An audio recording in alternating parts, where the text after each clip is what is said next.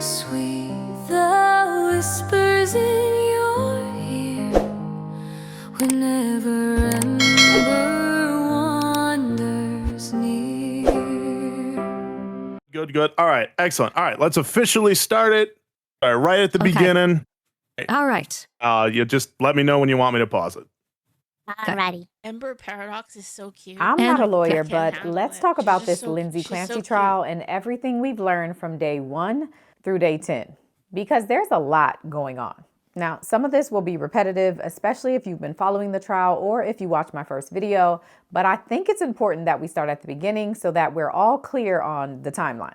So, this is Lindsey Clancy, and on January 24th, 2023, she asked her husband, Patrick Clancy, to go pick up takeout for dinner while she stayed home with their 3 kids, 5-year-old Cora, 3-year-old Dawson, and 8-month-old Callan. Now, right before Patrick leaves the house, Lindsey asks him to also stop by CVS to get some stool softener for their oldest who hadn't been feeling well. So Patrick leaves the house and makes the first stop at CVS. But because he was unsure of what brand stool softener to buy, he gives Lindsey a call. It was very brief. I just said, I think there's a generic brand, and I said, is this one okay? And she said, yeah, that's fine. And what was her demeanor during the call? She was pretty quiet. It sounded like she was busy. I remember hanging up thinking she's probably in the middle of giving baths or something like that. So it sounded to you like she was in the middle of something? Yeah. From there, Patrick goes to the we restaurant pause it to real grab quick? the food. And then he Gotcha. Chat, I do not want you to forget that these 3 innocent lives should be the main focus. We already know she didn't, terrible doesn't even begin to explain how vile this whole thing is. But don't forget the children and the husband who are victims in this situation. And unfortunately, 3 of them are gone. So, keep them in your hearts. I also don't know how anyone is making these conspiracy theories of the husband did it when we have literal CCTV footage of him being the places that he said he was.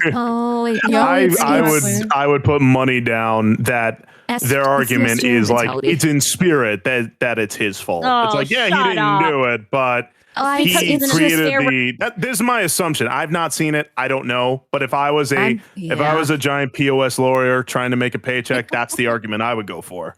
It's like, well, you may not have done it directly, but and all that. It's gonna be like the stupid. It's gonna because it's all women doing this, so it's gonna be some stupid ass SJR misandrist narrative of it's a guy, so obviously it's not possible for a woman to have done this. Surely it had to have been the guy. I even saw one TikTok of some stupid ass Karen that was saying, "I was just in therapy today." Big shocker there. And she said, I was talking with my therapist about this, and my therapist told me, yeah, there's no way that she did. He had to have done it because the act of strangling, women don't do that. Women never do that. They do poison or drowning. So 100%, my therapist says that he did. It's rationale like that. It's like they're not using their heads.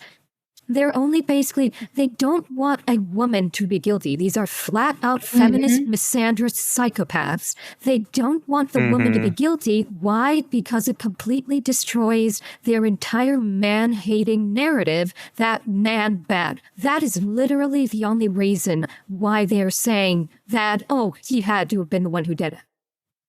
To go off of what you're saying too is to say that the other thing too is if it's not man's fault, well, it has to be someone's fault. So whose fault is it? If it ain't a man's fault, well, then it's your fault. But why? And that's hard to deal with. And that's kind of the big thing. You can kind of, and I hate to say it this way, but there's really no other way to say it. You can tell which ladies had good male role models in their lives because the ones who have good male role models go, look, I hate consequence, but it's a part of life. And it's also a part of how you grow as a person and become wonderful, X, Y, and Z.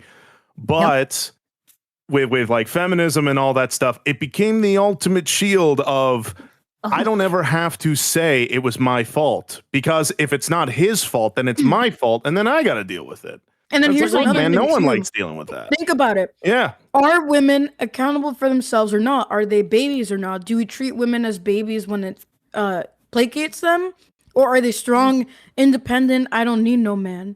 Right? You see this? If in the highlight if I can highlight a comment, I've heard them say everything from she's a Leo and Leos don't kill their cubs to my psychic powers says she did it to women don't kill their kids.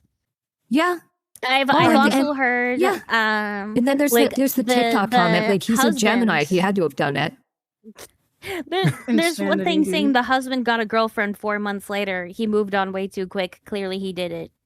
Yeah, dude, I was gonna say, first of all, dude's moving on quick. She's a you nut. better darn well believe it. Yeah. She's evil. Like we have to. You're dealing with like some horrible tragedy. You want comfort in somebody, anybody, some kind of earthly comfort. It's not like this was like a divorce where it's or it's not like she had passed away and she was the love of his life and he needed to take time to grieve the loss of her. No, she's a fucking murderer. It's not gonna take him all that long to move the hell on from her. Yeah, because like a fellow who's gotten himself together in terms of mentality can make peace with that idea of, oh well, she's a monster. Okay, well, the woman that I was in love with either never existed or she's dead now. In which case, well, look, man, the train got to keep moving. Guys got to keep swimming. I got to find me another lady. And it's like, it seems callous, but it's not. It's just dudes who can organize their thoughts will eventually just go like, well, she's a monster. No, I'm not going to dwell on this. We're moving on. And as an additional counterpoint to what this discussion is, to shove a nice red hot poker up the ass of feminism, as someone in my chat pointed out, when Casey Anthony was found not guilty of murdering her own child, which by the way she did, that was fucking bullshit. That night she was out clubbing. Wow. Okay, she was out clubbing that day. She was found not guilty, and they're gonna give him shit for moving on and finding someone else 4 months afterwards. Fuck you. Yeah. Sorry, I'm gonna swear. Fair warning. No, I'm you're gonna fine. be swearing a lot. I usually try and restrain myself. Our community knows you, Amber. Do your thing, girl. Do your thing. Our audience is big boys and girls. They can handle no words. You're gonna be getting a combo platter of a pissed off Chicagoan and Newfoundlanders. So buckle the hell up. Hey, you're Chicagoan? I'm originally from Chicago. Yo, me too. Dab up. Oh, really? Dab up. Yeah. That's awesome. Nice. I didn't know. No wonder I like you. Well, I think it's time we unpause the video. I want to know what's going on. Yeah, here. let's do it. No, absolutely. Here we go. He heads home, and when he gets home, he notices that the house is eerily quiet. But I called down in the basement and no one answered. I started checking upstairs. First, the bathroom. I thought maybe they were taking baths, but there's no one there. And then did you go to your bedroom? Yeah. And were you able to get into your bedroom right away? No, the door was locked, and that's when I knew something was wrong. Then I started Holy moly, dude. the knob. I just saw blood everywhere. That's and the window was horrible. open. I ran downstairs and went outside. Oh my gosh. I just looked around in the backyard below that window, and I saw Lindsay Where was she Wow. in relation to that window? directly below it. So down here by the Wow. window well? Yeah. Wait, did she try to She had deep cuts on her wrists. So and she had a Was she trying to slit her escape? red line across her She neck. slit So I her wasn't wrists sure what it was at and first. her throat that were relatively shallow. Okay. But she also threw herself out of the window, seemingly in an attempt to kill herself. Which was it? Was it the lower? I missed the context. Was this the lower window or the upper window? That she did it. Sounds like it's the upper window. Upper window. Okay, so there's three from the stories second to the story. house. So there's that won't kill you. That'll hurt like heck. It won't kill you. It depends on how she hits. It depends on how she hits. She falls the on ground. her neck. You could be a foot fall and you'd still be dead. Yeah. So she cut her wrists. You said, Maria, you said she cut her wrists, she cut her throat, and then threw herself out the window. Yes, and when she landed, she paralyzed herself from the waist down. And that's why she's in the she ended up in the wheelchair. wheelchair. Okay. Mm-hmm. So it seems like just from the actions themselves, I think whatever, like, I would not be surprised if it being the husband's fault was the lawyer's move. It sounded like she just went nuts and did what she did and then threw herself and was like, I'm done. And now that she survived, it's like, well, I hate to put it this way, you make lemonade out of lemons. Yeah, you're a sleazy like lawyer. she was You do ready to whatever you let it all. can. Yeah, exactly. Well, to your point, where you're saying like, well, maybe the lawyer tried to make it his fault. I think, and it may talk about this. I've heard that everyone, including her lawyer, is in agreement that she's guilty. I'm not aware of her defense attorney trying to like pose this as like the husband did some. Yeah, she flat out confessed, and I'm unaware. Maybe that'll come out in this video. I'm unaware of any narrative posed by the defense that the husband behaved or did something that like drove her to this mental break. I'm unaware of any narrative in that respect. Okay. Well, like I said, I'm assuming a lot. I don't know exactly the details yet. I just know the overall. But okay, interesting. They're Maria, going through the mental illness aspect on this. That's the angle they're trying to attack it at. Some might say the husband, but I think they're trying to make it just more like she has this history. This is why she did this. No, they're trying to say it was him. That's part of it, but really? the main thing is like this is why she did it. But I mean, that could be the latest narrative is that they're trying to pin it on him. Maybe that's just one of the many things of trying to make it like, oh, she's mentally unwell because of him, and also these other things. Yeah, but I have one question before we hit play again, and this is just for like evidentiary clarity on my point. For Maria, did you see when you saw like she said she slit her wrists? Did it say the direction she did it in? Ooh, good question. I don't recall that detail was specified. Okay, that's it made up in what you found. I was just wondering if it did specify that, because from an evidentiary standpoint, that could be very telling in terms of her mindset. Right. I will look it up really quick and see if I can find any evidence one way or the other. Real fast, because we're yapping so much. I know we want to keep it the video. People are asking, why does the direction matter? When you do it crossways across the wrist, one is far more effective than the other. You are highly unlikely to end your own life, typically speaking, if you go crossways across your wrist, because chances are the blood will easily clot and the wound will seal and you will not bleed to death. However, if you go vertically up and down the interior of the forearm along the route of the veins, you will bleed out much faster. And that's why typically people that have typically chosen that path to end their own life will go laterally up and down the interior of their wrist because of that specific reason.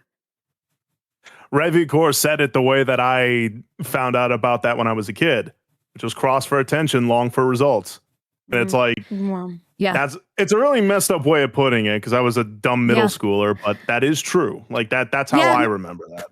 I remember them mentioning like in The Craft too. There was a scene in The Craft where she shows the scars of where she tried to unfortunately end her own life, and it's laterally. And one of the characters like, "Wow, you did it the right way too." It's that's horrible, man. It's very horrible. All right, I'll play. Yeah. She had deep cuts on her wrists, and she had a red line across her neck. I wasn't sure what it was at first. But she cut her neck. Yeah, I said, what happened? And what was her response? She said, I tried to kill myself. I said, where are the kids? She said, they're in the basement. And when you went left, what did you see? Oh. I saw Cora. She had a band around her neck. I saw Callan. He was next to her. He had a band around his neck. I tried to find Dawson. I looked in the bathroom and on the other side of the couch.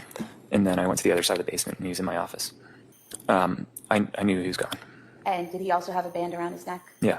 5-year-old Cora, oh my 3-year-old God. Dawson, and That's 8-month-old Callan had all been killed horrifying. at the hands of their mother. Yellow. If I can just speak as a man here for a minute, kudos to this fella for not killing his wife, because I'm not even trying to make a joke out of this. Like, it is one of those, as a man, you come home, your wife tried to self-delete herself, right? Where are the kids? Was his first question. Where are the kids? They're in the basement. You go down, all your kids are gone. Yeah. And it's like, I can guarantee you, is like, please tell me that wasn't you. Because if it's you, you might be next. Like, and the fact that he didn't, I mean, God bless him for that, because I think stuff like that should be. I mean, you're 100% correct. I'm going to hazard a guess. Obviously, none of us know what he was thinking. I'm going to hazard a guess that he was probably in such a state of shock that the thought never probably crossed his mind, because what you're referencing is like, as a man, just as a gut feeling, not that you, Samson, personally would do this, but like as a man, your gut feeling is if someone has harmed your children, you destroyed the thing that harmed your children. And I totally understand that mindset. But that kind of comes from a place of someone that you do not know harmed your child, and therefore that person whom you do not know that has harmed your child has now become a kill target. In this situation, though, it's his wife and their mother, and I think because of that factor, I would hazard a guess that thought never even entered into his mind, because it's not like it's not an unknown person and therefore an enemy. It's, this is my wife, this is the mother of my children, this is someone whom I loved.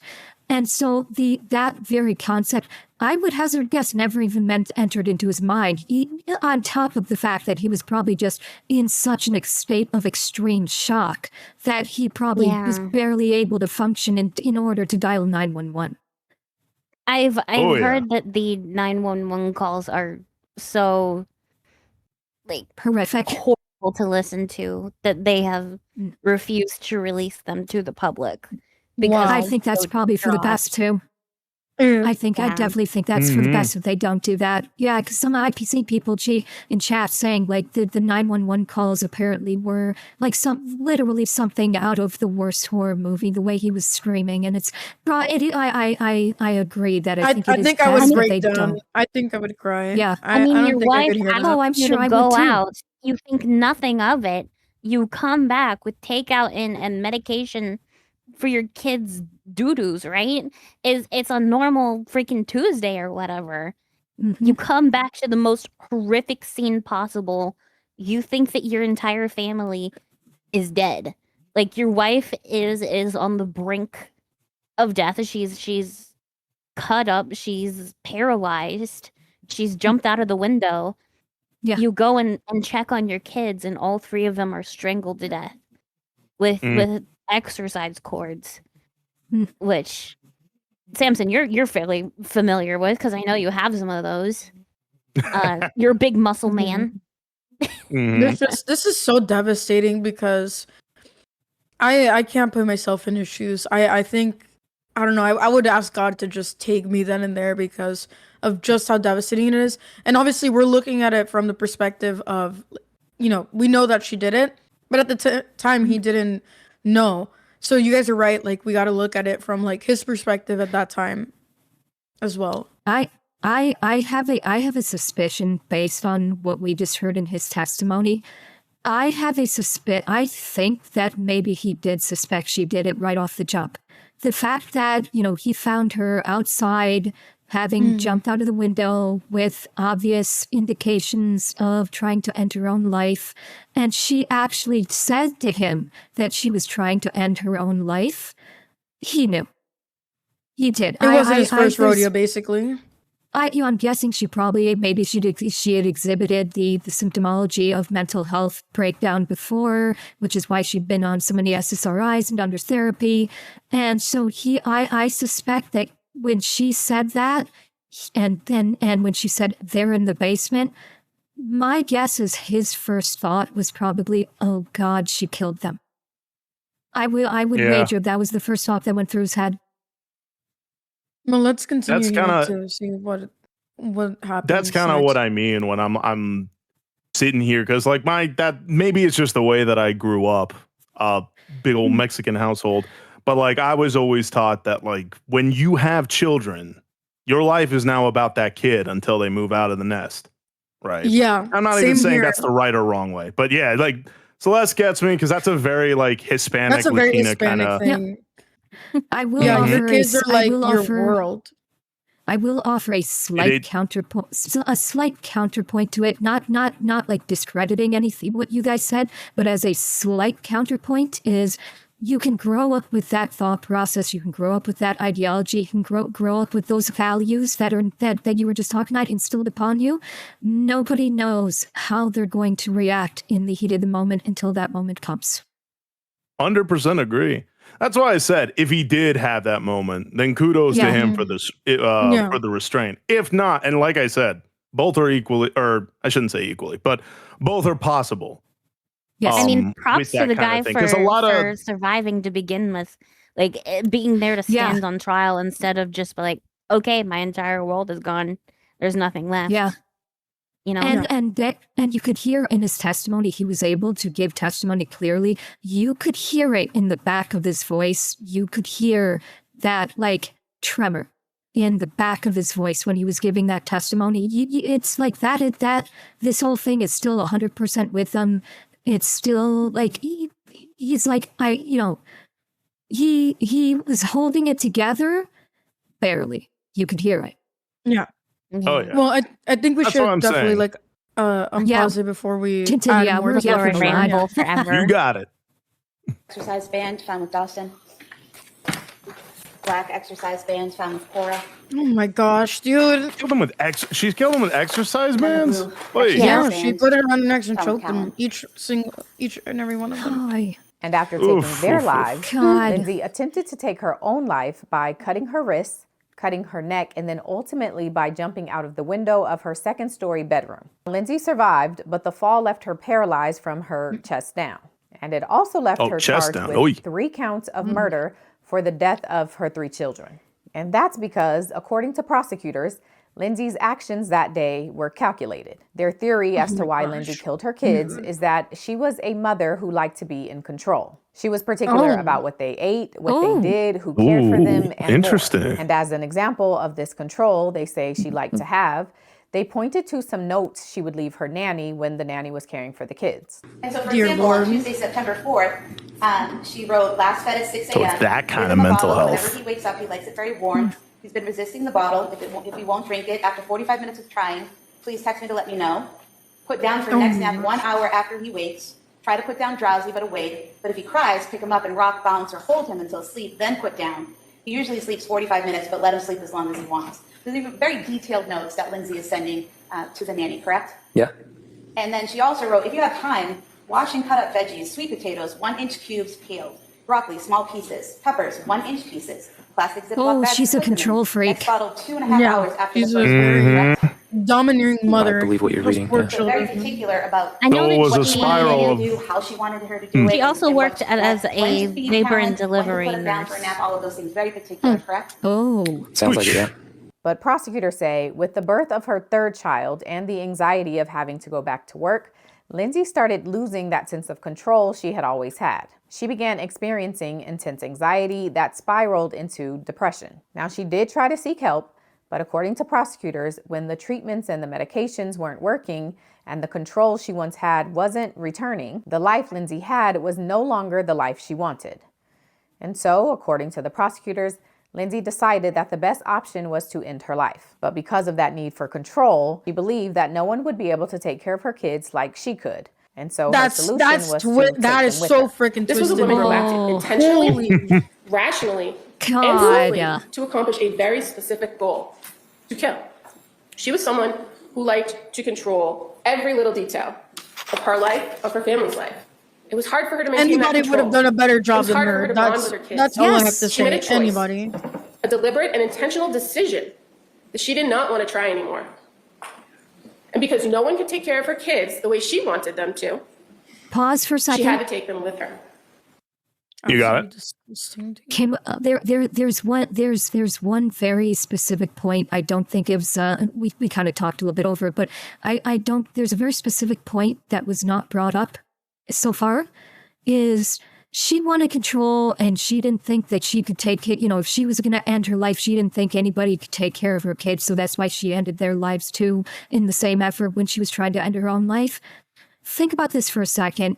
She knowingly did this. specifically because she either did not want or did not think her husband, their father, should be allowed to take care of the kids when she was gone.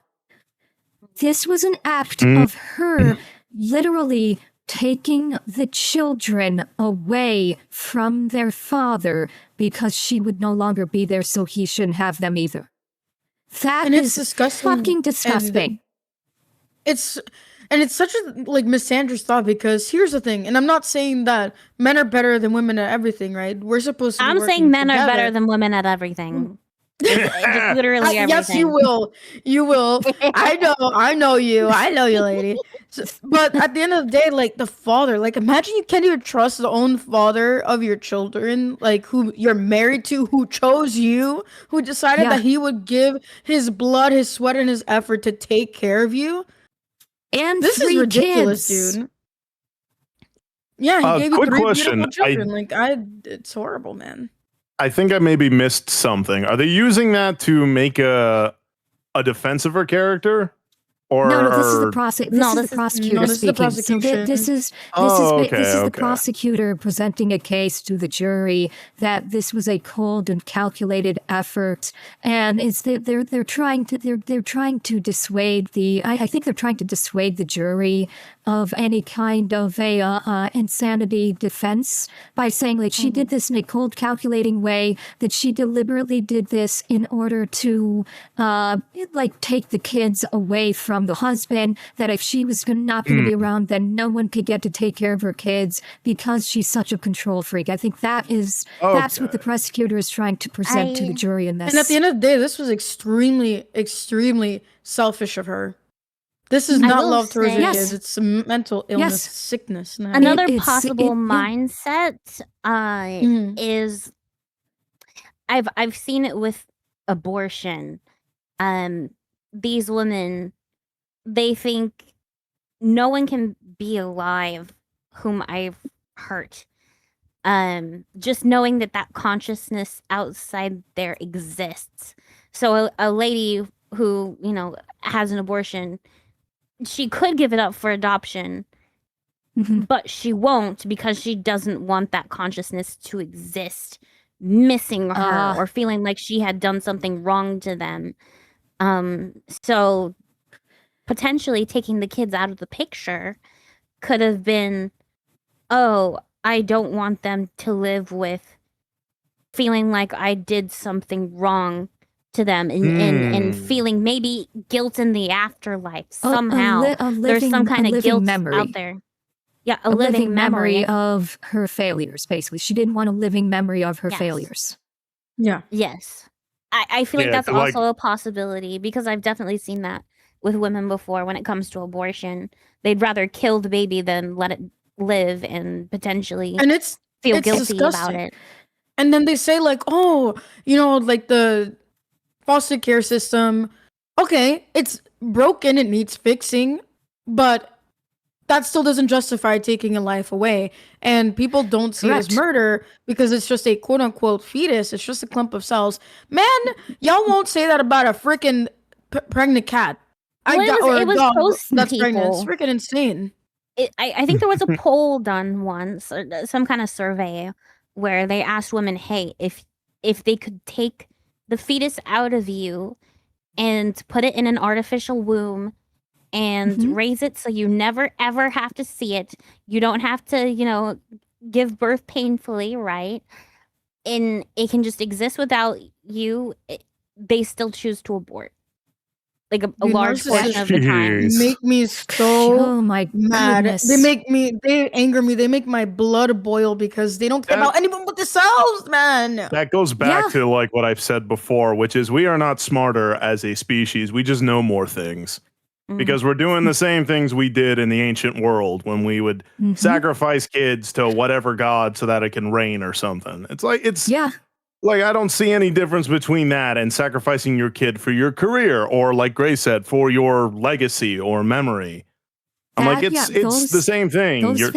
Those things are the new version of the gods that the ancient tribes sacrificed children to.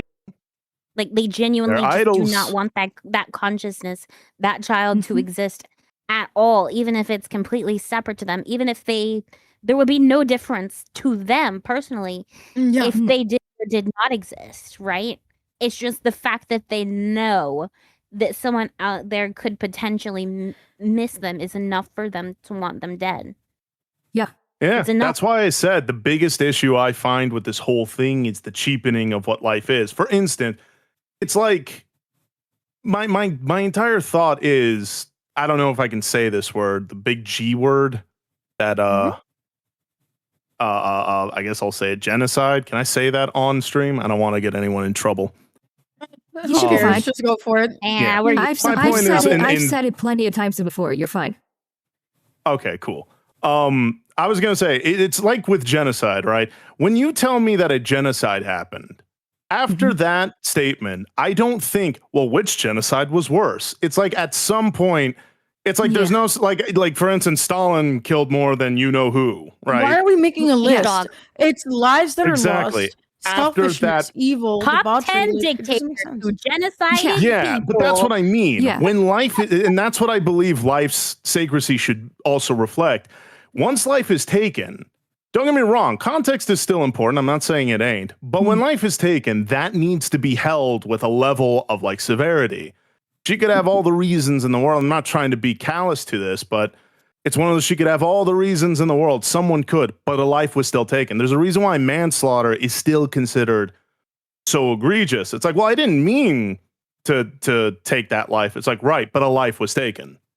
But and like that secrecy needs to stay there. It doesn't. You know what? You're right. I changed my whole mind. I think it's ridiculous. Like we don't value life. Sorry, you go ahead, Ember.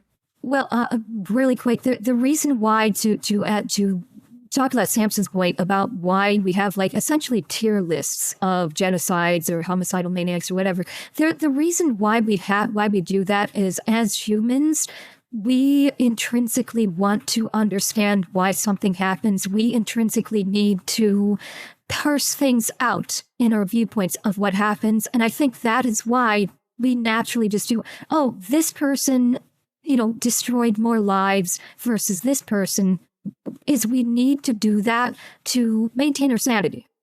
It's a way for us to compartmentalize it, and it's easier for our brains to take in and accept and absorb versus just horrific thing. Because if all you do as a human is just say horrific thing is bombarding my brain, you're going to lose your mind. So we do this to facilitate this compartmentalization, to intellectualize it, to effectively speaking make it more palatable for us to ingest mentally and not lose our minds. And I think that's why that kind of thing is done. That's a good point. I like that. Yeah, and then obviously there are some people that they just love this, and it's a way to dehumanize people, which is always the fear that I have when it comes to this, is that we start to become numbers, right? It's like if you can put it into numbers, it's more, like Ember said, it's more palatable. And it's it was disgusting. Like 13 9/11s. Because it what's the word I'm looking for? It lowers like responsibility, I think.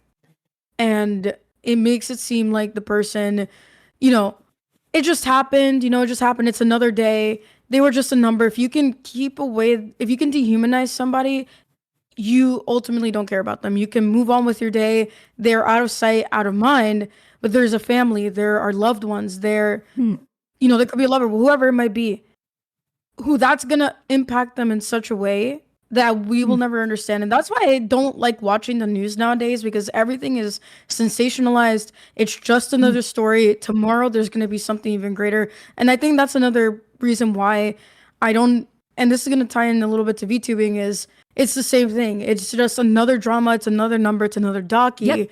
And we forget that there's a person behind the screen. We forget there's a person who actually just went through this. And worst case too with that, the worst thing with that too is that like drama in and of itself, the reason why it's so profitable, and I like what one quote was from the movie Tin Cup, which is a golfing movie, which was, money is going to ruin the sport. And it's very simple, but it ties into the love of money being the root of all evil. The reason is because people are going to go for prosperity. And what garners people, like, and an old CEO told me when I was young, when you have people's attention, you have currency. Like, it could be good attention, it could be bad attention, but if you have attention, you have currency. You just got to know where to put it. And so, like, for the news or for like VTubing drama or drama channels or drama farms, drama is that tickle of our natural instincts of self-preservation, right? And so, of course, well, that gets the most eyes, that gets the most attention. Therefore, you got the most currency. And that's what I talk about with the algorithms. Like, I remember, Amber, you said something that really that stuck with me. I remember where you said it was about that streamer university thing, which I didn't know too much about. I don't mean to change the subject, but what I'm saying go ahead. Is what stuck with me was when you said, when people edit like their videos and it's very fast, it's very quick, it's attention grabbing. Yeah. You know, it's almost overstimulating. Then you get to the streamer and obviously they don't talk like that because no one talks like that. Right. And then the retention ain't there. It's like, that's why you edited down your video so much to the ADD point that people then come to your stream and they're like, well, wait a minute, you're not talking like your shorts are. And I remember that changed the way I started editing my shorts because I was like, you know what? That's a good point. I should let my scenes breathe a little more. It's why when I do my editing, I don't really do cuts. The only time I do cuts is if there's like a whole bunch of dead air or something. Otherwise, it's literally just like a stream of consciousness edit for all of my videos. Like unless I have to like, go to the restroom or something, or like I go off in a wild tangent that has nothing to do with anything, or if there's just literally just a big segment of dead air, that I'll cut out because I don't want my video to just be like 30 seconds of dead air or something. But otherwise, I just let it play. I let it play through as it's recording. It's essentially edited out. It's edited up VOD posting into the different segments of my stream. And that's what I mean too, which is with this whole thing. That's why like a lot of my content and I'm not trying to pretend like I'm holier than thou, but that's why a lot of my content. He's pretending to be holier than us. That's true. I am better than all of you. Meanwhile, I'm the smallest one here. We have more holes. But that's besides the point. But that's what I mean. To go off of like what Celeste is saying, it's like all this. This is why everyone's like blackpilling and kind of being doomers about everything. It's because most media that gets the most amount of attention is usually that usually is something that is bad, something that triggers that self-preservation of, well, I don't want to be ostracized from the group, or I don't want to be in this, or I don't want to be in that. And again, I think every one of us is like, well, yeah, now counter to me, I do think it's good to be informed. You know, when especially like if some drama involves someone you care about, it's good to be informed and to try to reach some things like not impartially and so on and so forth. But it is one of those things like, just remember to check and balance everything. Don't consume too much doomer media, but at the same time, don't be ignorant to what is actually going on. There's fine balances with everything. Yeah, and to the point that, to your point, this is exactly what I talked about being algorithm captured. It's like I've spoken about this ad nauseum, that social media, the algorithms are specifically designed for shock value. And like everything the algorithm pushes at you is specifically designed to be of shock value quality, of extreme value quality, because that's, again, you referencing that survival instinct that you talked about, which is what I've mentioned, is that, it should be the algorithm specifically designed to trigger that survival instinct of, there's something extreme, I need to look at it so I can be aware of it, and the algorithm constantly pushes that. So the algorithm constantly pushes negativity because it's utilizing that human survival instinct to be aware of the negative, so you can, so you can see the danger and be aware of it so you can deal with it. And that's how all social media companies operate these days. Every single one uses negativity in their algorithm to push the content, and because of our basic survival instincts, it works. People click on it. Exactly. Absolutely. That's why. Remember, you. Oh, I'm sorry, Celeste. Go ahead. I was gonna say to kind of reel it back in, since we're going on a couple tangents here, and I kind of want to see what the prosecution is saying here. Yeah. Oh, of course. My bad. I didn't mean to derail it. No, you're good. How man. could you? I'm never Professionally forgetting. yapping. 50 lashes. Hey, I got Careful, you off might easy. like it. The evidence will show you she was not psychotic that day. So that's the prosecution side. And Lindsey doesn't disagree with some of that. She doesn't dispute that she was mentally unwell. She doesn't dispute that she was trying to seek help and that she is the one who ultimately killed her children. She's living her own hell. She knows what happened with those kids. But what she does dispute is whether she is criminally responsible for doing it.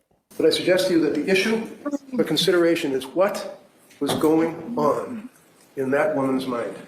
In other words, Lindsey's defense is that she cannot and should not be held criminally responsible for killing her kids because when she did it, she was suffering from a mental disease or defect that prevented her from appreciating or fully grasping the wrongfulness of what she was doing. Her version of events is that a voice told her to kill her kids and then kill herself, and that she had to do it right in that moment while her husband was away, or else she would never have another opportunity to do it. And so that is the crux of this trial. Did Lindsey Clancy fully understand what she was doing when she killed her kids? I could ask real quick. This is actually a good, I call it philosophy candy, that I want to ask y'all, and I would like to know what all three of you think. Do you think the inability to not choose to do something that is wicked, does that exempt them from the consequences of that action? No, but it does help us kind of put into perspective their mindset. Like, it is never a justification. Like, if you do something evil, you're going to face the consequences. Now, could I pray for you and feel, some level of, I don't want to say sympathy, but maybe some level of compassion? Sure. But I also know that there needs to be compassion for the victim involved or victims involved, right? Mm-hmm. You can never forget that. And it's a delicate thing to balance because, again, as we've been saying from the start, we want to avoid dehumanizing people as much as we can, but also holding them accountable. And if you don't hold people accountable, well, you don't have a civilization anymore. You just have the purge. Go do whatever you want. My question is, how do you think that this trial would change if the person who did it was a man, right? He'd already be on death row. From schizophrenia. He'd already be on death row. There wouldn't be this much. There wouldn't be this much like controversy, attention. Literally everybody would say he's guilty. Put him in the box for 5 minutes and then put him in the chair. There would be none of this bullshit happening. But something stuck out to me. What they just said right there, what the defense attorney just said stuck out to me. Is a voice in her head told her she had to do this. Here, okay, now I like my detective senses started screaming at me on that one because everything we've been hearing is she was a control freak, and when she was losing eye control, she started suffering from depression. Depression doesn't get a little voice in your head that says you need to kill your children. That's not depression. If it was herself only, sure. But a little voice telling her, like, that's like disassociative. That's like DID. I would say postpartum psychosis in particular, not postpartum depression, but postpartum psychosis, she has never been formally diagnosed with. And their whole argumentation in court was that she was suffering from depression because of like her lack of control and because medications weren't, when the therapy wasn't helping, she was suffering from depression, not disassociating, which would result in a voice in her head telling her, you need to go do this now while he's out. So one of two things, either one, she's completely full of shit, which I would actually believe, and she's and the defense is coming up with this excuse as a sympathy bid to try and facilitate the insanity defense, which I would say, okay, you're going to actually get with an actual psychologist or actual psychiatrist to determine if you're DID or if you're just depressed, and if it's just depressed, sorry, that excuse doesn't fly. But number two, even if they do agree, okay, this is viable for the court, and so we're going to say that she's, that she is, mental insanity for the purposes of the trial, not guilty, but that she's, quote unquote, not held responsible for her actions because of insanity, which is bullshit to begin with. But it also brings up the fact that, okay, if she's so mentally disturbed that a voice in her head can tell her to go kill tiny 5 and under year-old children, you still should be nowhere in society for the remainder of your life. I will point out a little detail. She has 3 kids.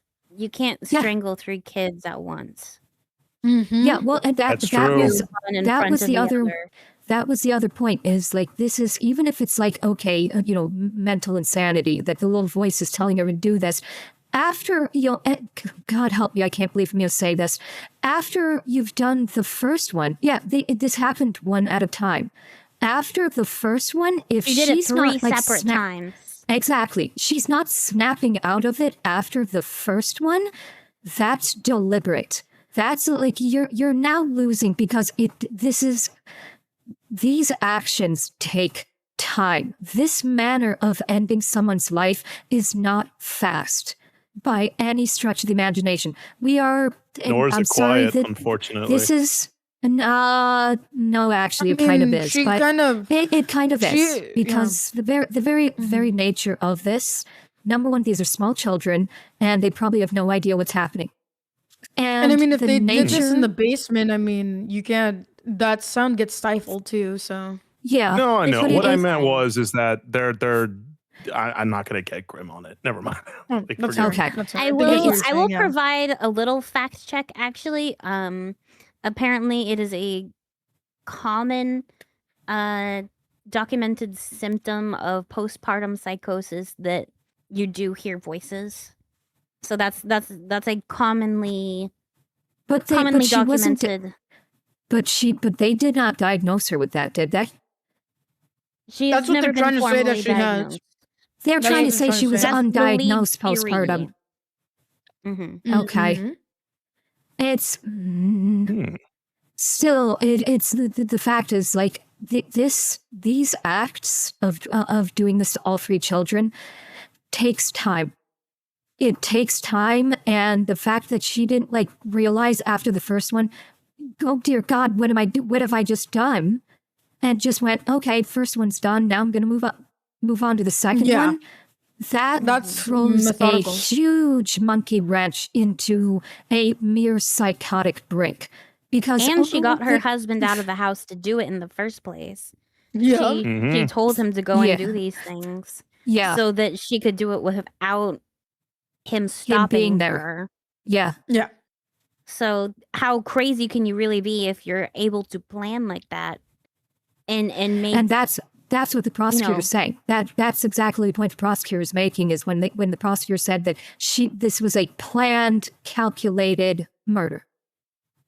Exactly. I also believe that there was stuff that they found in like her search history of like how to commit these murders as well. Like stuff that had been researched, like, oh, how can I do these things, right? Yeah. Which they're trying to say, oh, who we can't prove that she was the one who Googled it, right? It could be some conspiracy, but it's most likely that she was the one who was looking up these things. Anyways, we're just like 7 minutes. Yeah. Let's do it. And of course, because no one was inside of Lindsey's mind that day, the defense and the prosecutor are using what led up to that day as evidence as to what was going on in her mind. Both sides are pointing to things she said or didn't say, the things she wrote down, the things people saw of her, the appointments she had, the interactions she had, the medication she was taking or not taking. All of that they are pointing to as evidence as to what was going on in Lindsey's mind. And just so you are tracking, the timeline in which all of this happened is a period of 4 months. It's from September 15, 2022, when she had her very first appointment with the psychiatrist, until January 24th, 2023, the day she killed her kids. So that's the background and the setup. So now let's talk about what led up to that day. And actually, before we get into it, it's worth noting that the prosecutor in this case is a woman named Jennifer Spragg. So anytime I play a clip of a woman asking questions, you can assume that's the prosecutor. And then Lindsey's defense attorney is a man named Kevin Reddington. So anytime I play a clip and a man is asking the questions, it's safe to assume that's Lindsey's defense attorney. I'm glad she said that because I was getting confused. Lindsey Clancy, the baby of the family, was born in May of 2022. And June, July, and August were all fine for Lindsey, but by the fall, there was a change. What happened in September, October of 2022? Lindsey's mental health started to deteriorate, just increased stress and anxiety. Did she, as a result of that, go to see or reach out for help to see someone? I believe it was Jennifer Tufts. The first doctor Lindsey sees is a psychiatrist by the name of Jennifer Tuft. And Jennifer is key to this entire story because she is the doctor Lindsey saw throughout the entirety of the 4 months. Lindsey saw Dr. Tuft 14 times, beginning with her first appointment on September 15, 2022, which was done virtually. I believe her biggest concern was about anxiety. This first meeting with Lindsey, what was her mood? Virtual. Yeah, the golden word. That's more. Oh my God. I'm about to go fucking off on this one. I fucking hate these virtual appointments like this. I hate the fact that we have assembly lined mental health care, that we're just going to have a virtual appointment for someone that may be suffering from mental health. This is how we are getting downfalls in society, because it's clear that when we start going down this route, that we don't fucking care anymore. When you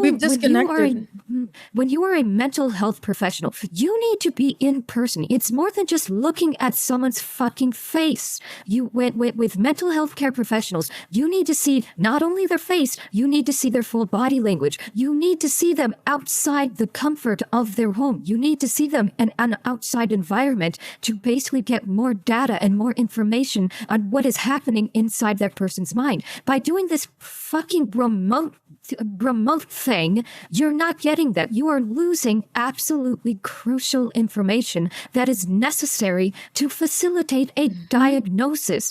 I am so sick of the way the mental health care. This is one of the failures that I'm talking about in the mental health care system. Stuff like this is why people are not getting the care that they need, because they can't get the diagnoses that they require.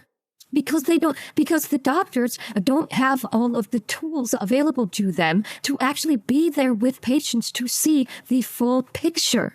And this pisses me off to no end, that this is compartmentalization on a scale that I dislike. And it's like, by continuing to do it this way, not only is it going to get worse, we're going to start getting into periods where, how much longer is it going to be before you're not actually going to have a telehealth call with a person? It's going to be a fucking AI that's going to diagnose you with something. And yes.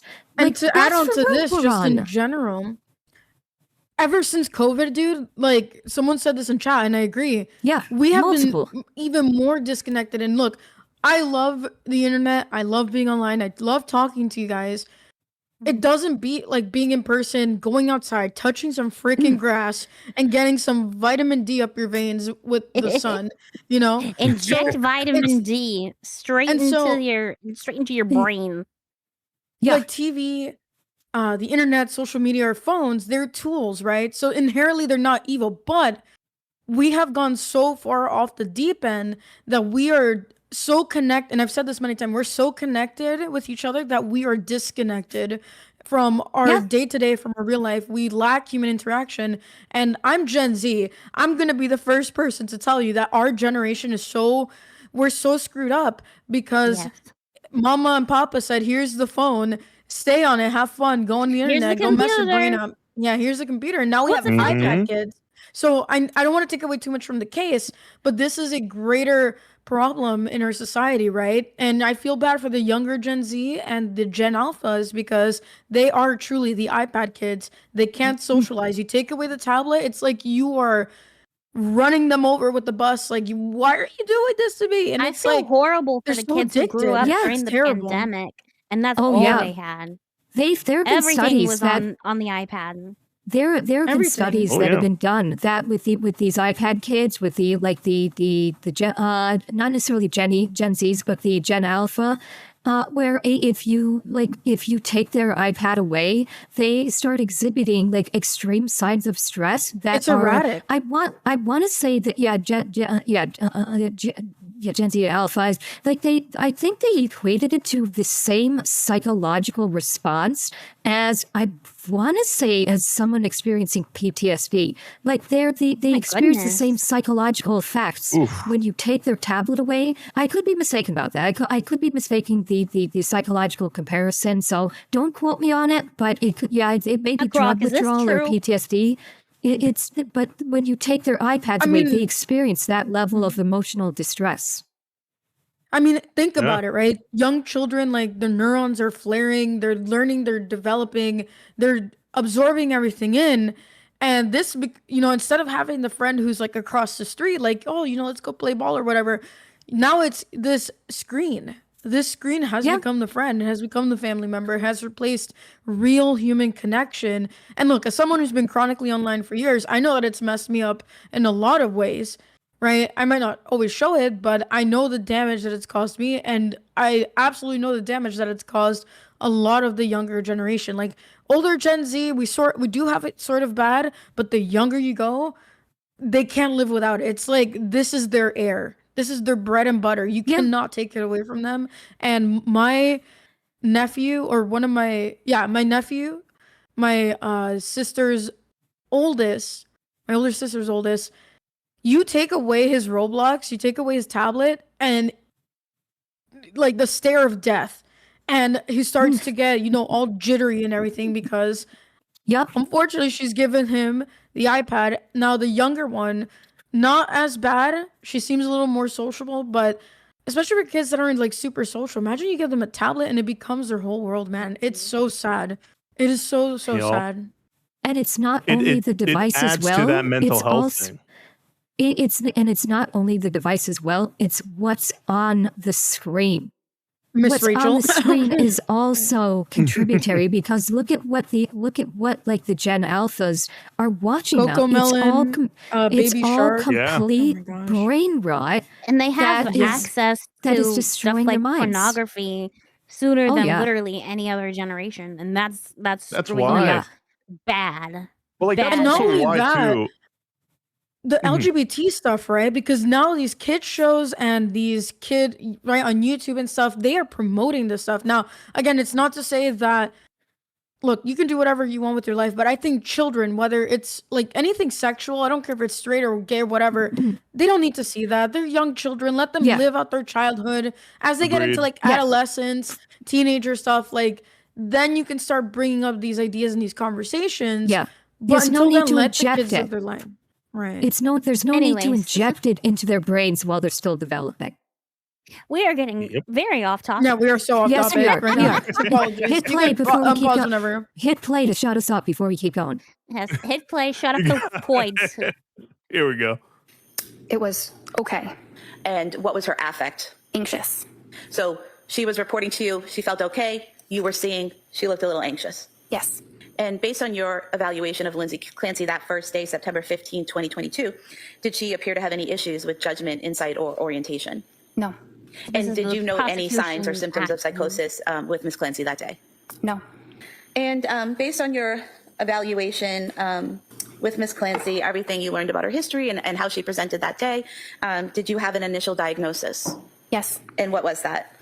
It was a generalized anxiety disorder where an individual may have a lot of different worries. They may also have physical feelings of anxiety, but they're worried about a lot of things, not really just one thing specifically. And it was an adjustment disorder with depressed mood. So they don't meet the full criteria, say, of a major depressive disorder, but there were some symptoms of depression. So I recommended a medication sertraline as well as individual therapy. And the medication sertraline, is that Zoloft? Yes. Lindsey's next appointment is 15 days later on September 28th. And by this appointment, Lindsey hadn't started taking the Zoloft and hadn't seen the therapist that Dr. Tuff recommended. But according to her, she was feeling better. So at this point, You're not better. she was improving, and we decided to pause on the medication question and have her meet with one of our therapists. You said pause. I almost actually The first paused. appointment was on September 15th. You recommended therapy. The next appointment was September 28th. So had Lindsey not scheduled a therapy appointment yet with Jennifer McAllister at that point? I'm not sure when she called to schedule that. Lindsey's third appointment was on October 3rd, 2022, and it was again a virtual appointment, and it was for 2 reasons. Number one, Lindsey wanted Dr. Tuft to fill out a form allowing her maternity leave to be extended. Thanks again for all your help at our last 2 appointments. While I'm feeling just better enough to function without medication, I did reach out to my employer about extending my leave for reasons of postpartum anxiety/depression. I don't feel mentally well enough to return to taking care of patients with a baby at home that still won't take the bottle. I know this will trigger my anxiety too much, and also having to stay up all night as a nurse, I don't feel it's possible right now. They asked that my provider could fill out a form so they could process this request. Can I please send you the form to fill out? You know, her being a nurse makes me more inclined to think that she was crazy. On September 30th, 2022 at 2:41 p.m. Oh, that's right. She was a nurse. Often requires a lot of information, so it's best if we go through it together in an appointment. Pediatric. Yes. And secondly, that period of Lindsey feeling better was over. I wish we got Keone she was in back here. to feeling anxious. Oh, yeah. Keone could give us some insight with more that. anxiety again. It seemed like maybe it had started getting better, and then it was kind of where it had been when she initially reached out. And so she was feeling like a medication might be helpful. Lindsey's 4th appointment is on October 20th, 2022. And at this point, Lindsey had started taking that Zoloft. But after taking it for a week, she increased the dosage because that's what Dr. Tuft had originally instructed her to do. And according to Lindsey, it made her feel terrible. She was having increased difficulty sleeping. She had loss of Minor things appetite, to keep diarrhea. She was feeling her mood was down. She was tearful and feeling very foggy and feeling very anxious. At this meeting with her, did you ask her if she had any suicidal thoughts? Yes. What was her response? No. Did you ask her if she had any homicidal She's probably ideation or lying, thoughts? honestly. Yes. What was her response? No. Did you ask her if she was Not hearing any necessarily. voices or seeing any visual hallucinations? I'm not sure if I asked that in that appointment, but she was very clearly not psychotic. Did she also tell you that she was worried about getting suicidal thoughts? Yes. It was one of the things that she was anxious about. It was a fear of one day having suicidal thoughts if she were to continue to feel poorly. Maybe she would have So suicidal then there was thoughts. an appointment the following day on October 21st? Yes. So why did she have an appointment that following day? Because she was feeling pretty poorly after starting the Zoloft, so we were following her closely. What was the plan that was formulated on October 21st? So the plan was that she start a medication called so they were Ativan, they following her closely to or be not taken following as her needed, which closely? means not necessarily every day, but in the instance of severe anxiety. And I guess was as there closely also, as again, a recommendation they to could. online Ms. McAllister for is. therapy? Yes. So that's Yeah. 5 appointments over the span of 1 month, and Lindsey really hadn't started to see much progress. She wasn't reporting that she was feeling suicidal or homicidal, but she did express fears of becoming suicidal.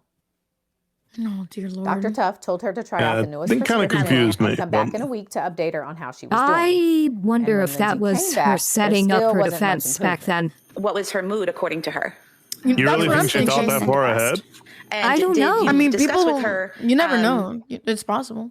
Not saying It's it True. is, I've but- heard weirder stories. Considering like especially the fact that the prosecution is presenting this as a calculated effort, we're only like at this point we're only like what 2.5 months away from the homicide occurring.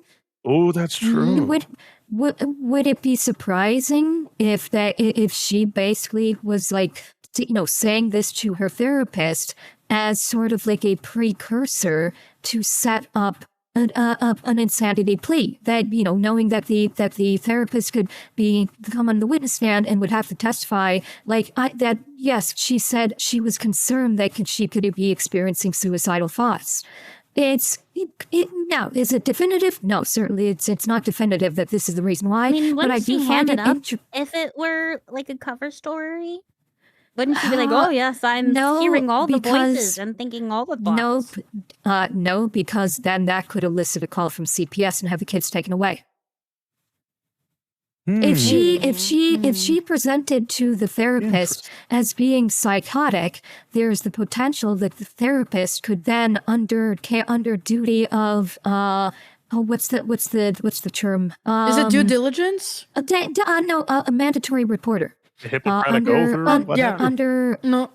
Under being a mandatory reporter, she might have to put in a call to CPS if the mother was exhibiting traits or expressed traits of psychosis that could prove dangerous to the children. She might then, as a mandatory reporter, be required to contact CPS or even the police. By her saying, "I'm worried that I might get suicidal thoughts," now now you have the potential that she's planting the seed for the therapist to now potentially speak in testimony and say she said that she was worried she could have suicidal thoughts, thereby putting doubt into the minds of the jury about whether or not she did this deliberately, or she was already concerned that she might be going crazy, and so now this is the culmination of that fear that she had 2.5 months prior. Now, granted, I have no evidence to support this. I am conspiracy theorying on this. I freely admit it,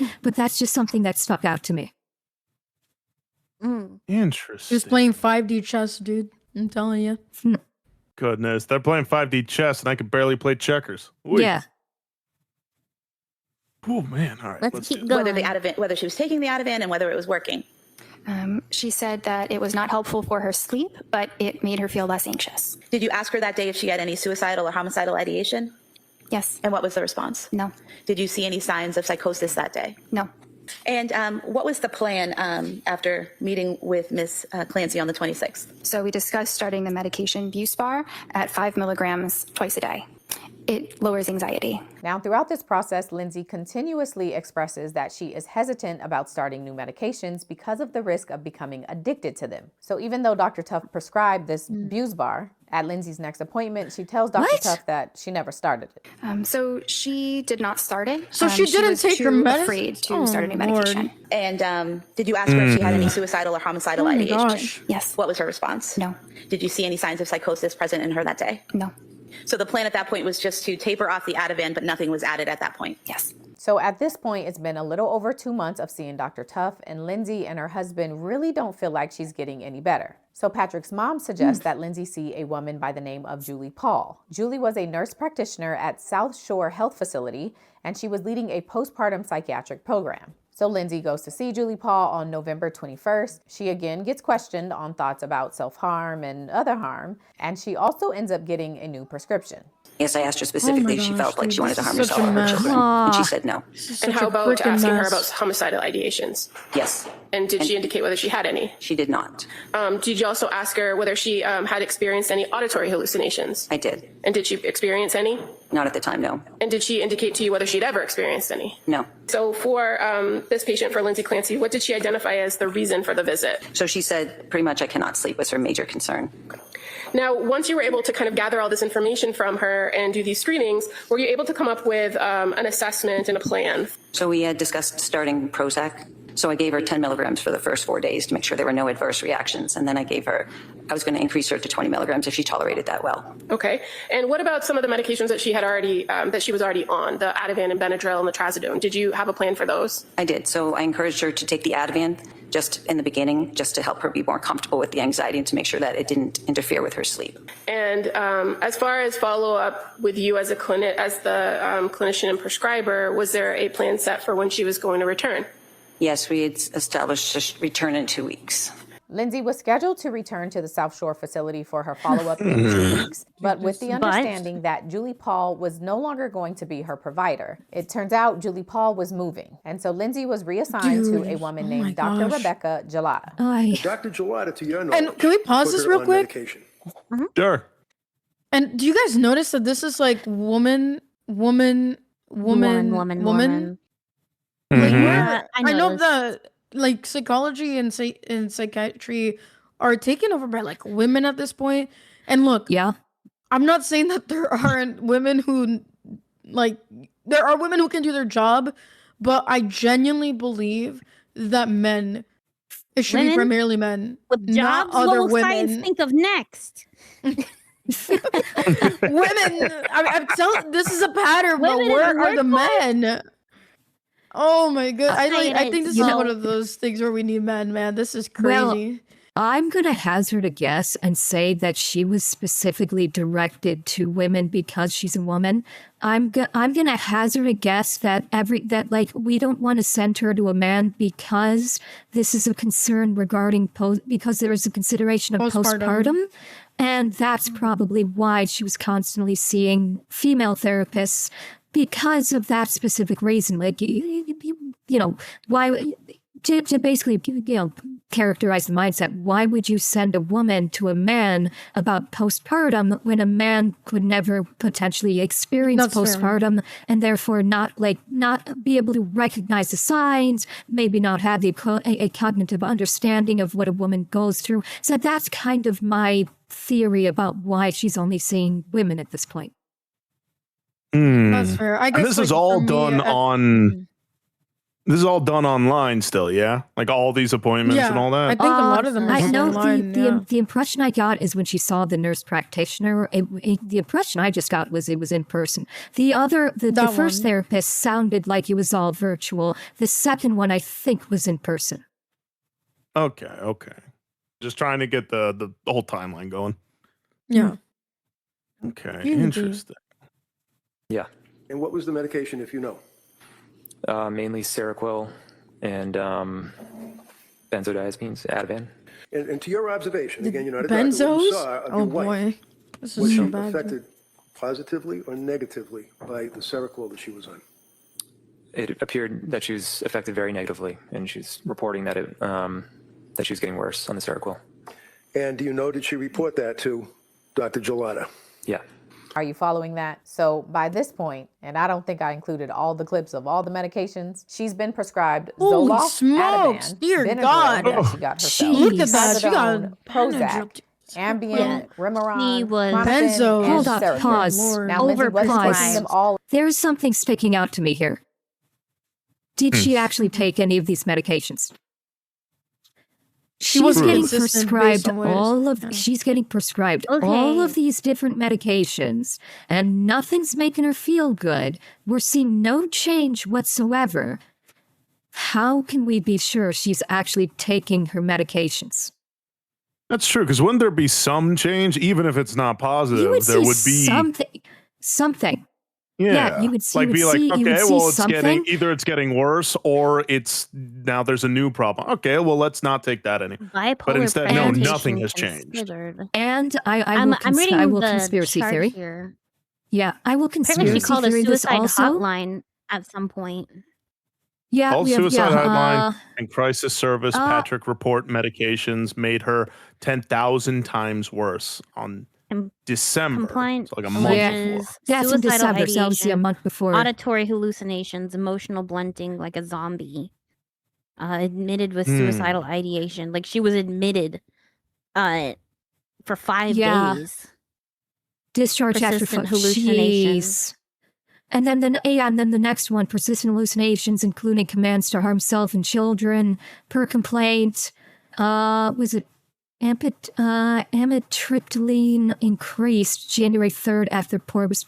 See, I'm seeing multiple failures here. Number one, some of these medications withdrawal that she's from benzos prescribed can cause psychotic symptoms too, apparently. Yeah. Says chat. But also, again, this is a conspiracy theory talk here. Some of these medications can be valuable in the black market if she's selling them. Not saying that she did, but like that's just me. That's just me going putting on my conspiracy possible hat motivation, theory. Yeah, just there's no evidence to support it, and I'm just basically throwing out there. But the failure that I'm seeing here is I'm seeing over the course of about a month, more than a month. This was September to January. 2 months. Sorry, 2 months, because it starts late November. We're seeing 2 months of multiple instances where she is alleging suicidal ideations and auditory hallucinations. And and no one thought to admit her and basically put her into a psych ward. Like, the most we got was like discharged after 5 days. Like, this is the failure. Yeah. This is the failure that I'm talking about, that we are seeing in modern mental health care. Is we are seeing for 2 months she is reporting suicidal thoughts, and fuck all is being done about it. And that is what infuriates me. Because that's what like scares me about like the healthcare thing. Like, whenever, again, I got to be careful here because I don't mean to speak ill on taking medication. You know, it's a good thing to take medication when prescribed by a healthcare professional, but it's like you said, a lot of like the healthcare system has failed us so much that nowadays it really does feel like people are just just take this, just take a ton of this and shut up. Like, and she also said that she was hesitant to take some of her medications because she was breastfeeding at the time, so she didn't know if it would potentially get into her baby's system as well. Well, they also said she was reticent to take, I think it was the benzos, because she was afraid she'd get addicted. I think it was in reference to the benzos. To be fair, that is how a lot of addictions go down, is usually with medication. But that's what I mean. I agree with you, where I'm like, I think our healthcare, especially after the big C virus, it really showed how it's like, wow, they really are just kind of throwing stuff to the wall and being like, let's see. And it's like, I thought you guys were the pros here. Like, don't use me as your guinea pig. Like, help me. Exactly. A lot of this stuff is to sedate you, and they never get to the root of the problem. Or not, well, maybe not always, but like most of the time, they're not going to get to the root of the problem. Yeah, and that's why it's like it's harder to recommend that, right? And it's like, don't get me wrong, do find help, you know, but like, because again, I don't want to ever sit here and be like, doctor's bad and fix it yourself, but it's just one of those. It really is the thing of being overprescribed, either with a lot of one thing or a bunch of little things. Exactly. It's scary, and boy howdy, man. Ugh. Yeah. It's like, and in addition to that, it's not even simply the medications. It's the mental health care that you receive from so-called professionals is next to nothing. Like, I've been through therapy myself before. Like, I have. And you know what? It did precisely nothing. And I went through therapy. It has done absolute. I've been through therapy. They even like did like prescriptions, which none of it did anything. You know what fixed the problem? Me. Nothing the therapist did, nothing the medication did. I basically just got out there. I did stuff. I was active in recent years. Like, I've been, before I started streaming, I was feeling pretty depressed. I was feeling upset. You know what fixed the problem? Getting on stream and yapping. Literally, like, it sounds crazy, but starting streaming for me was probably the greatest benefit to my mental health in my fucking life. And that's not me being hyperbolic. Streaming has been the greatest benefit to my mental health that I have ever experienced. I think another thing too is that Western countries are very hyper individualistic. So, it's me, or, everybody keep to yourself. Everybody's this, that, and the other. Yeah, it's hard to feel like you have a purpose. Right. And we don't even live in a high trust society anymore. So how can you possibly go to anyone else? Because people will use it against you more likely than not, especially if you're in a high competitive field. They will use your weakness against you to try and destroy you. And not only that, the Bible talks about, in the end days, that people will become great lovers of self. The love will go cold between one another. And we are seeing this, chat. Like, obviously, we've been in the end days for like a while, but it is escalating to a point where I don't know how much more time we have, but it's really bad. And it sucks because so many people need help. And sure, we live in a first world country, but that doesn't take away from the fact that because we are in such quote unquote peaceful times, that people will, feel depressed. They're still going to feel depressed. They will find every reason to cause drama because they're bored. And Ember, I like your example because I've heard other Christians say, "Oh no, like just just take your meds and that's it." Like we're not here to demonize medicine, but you also have to take your life into your own hands. You can't just sit there and say, "Oh, the therapist is gonna fix me. Oh, the medicine's gonna fix me." And for us Christians here, we have to be constantly in prayer, right? Christ did not promise us that this world would be easy. John 15:18, world's gonna hate us. It's gonna be stressful, but to have hope in Christ even when things are dark. Now, of course, don't give up medicine, but don't use it as a crutch either. There has to be a balance. Yep. It really is too. Like as simple as it may sound. Like I said, I am by no means a healthcare professional, nor is it like any of us here claiming to be so. But the biggest thing for people that really will fix, I would argue, like 90% of troubles usually are small, consistent changes. Like you were saying, Celeste, taking life in your own hands. Remember, that's what it means to be bearers of the Imago Dei. That, like our Father in heaven, you can create, you can destroy, you can alter, you have this agency that no other creature on planet Earth has. And so with that, we have a responsibility with it. The thing is, like, kind of like what Ember was saying about like what really helped her was streaming.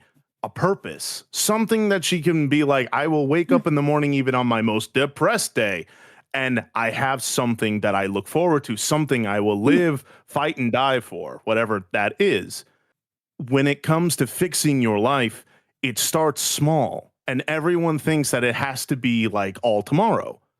And as a former personal trainer, the biggest barrier that stops people from losing weight and stops people from sticking with workouts is that they all want to be pro athletes the next day.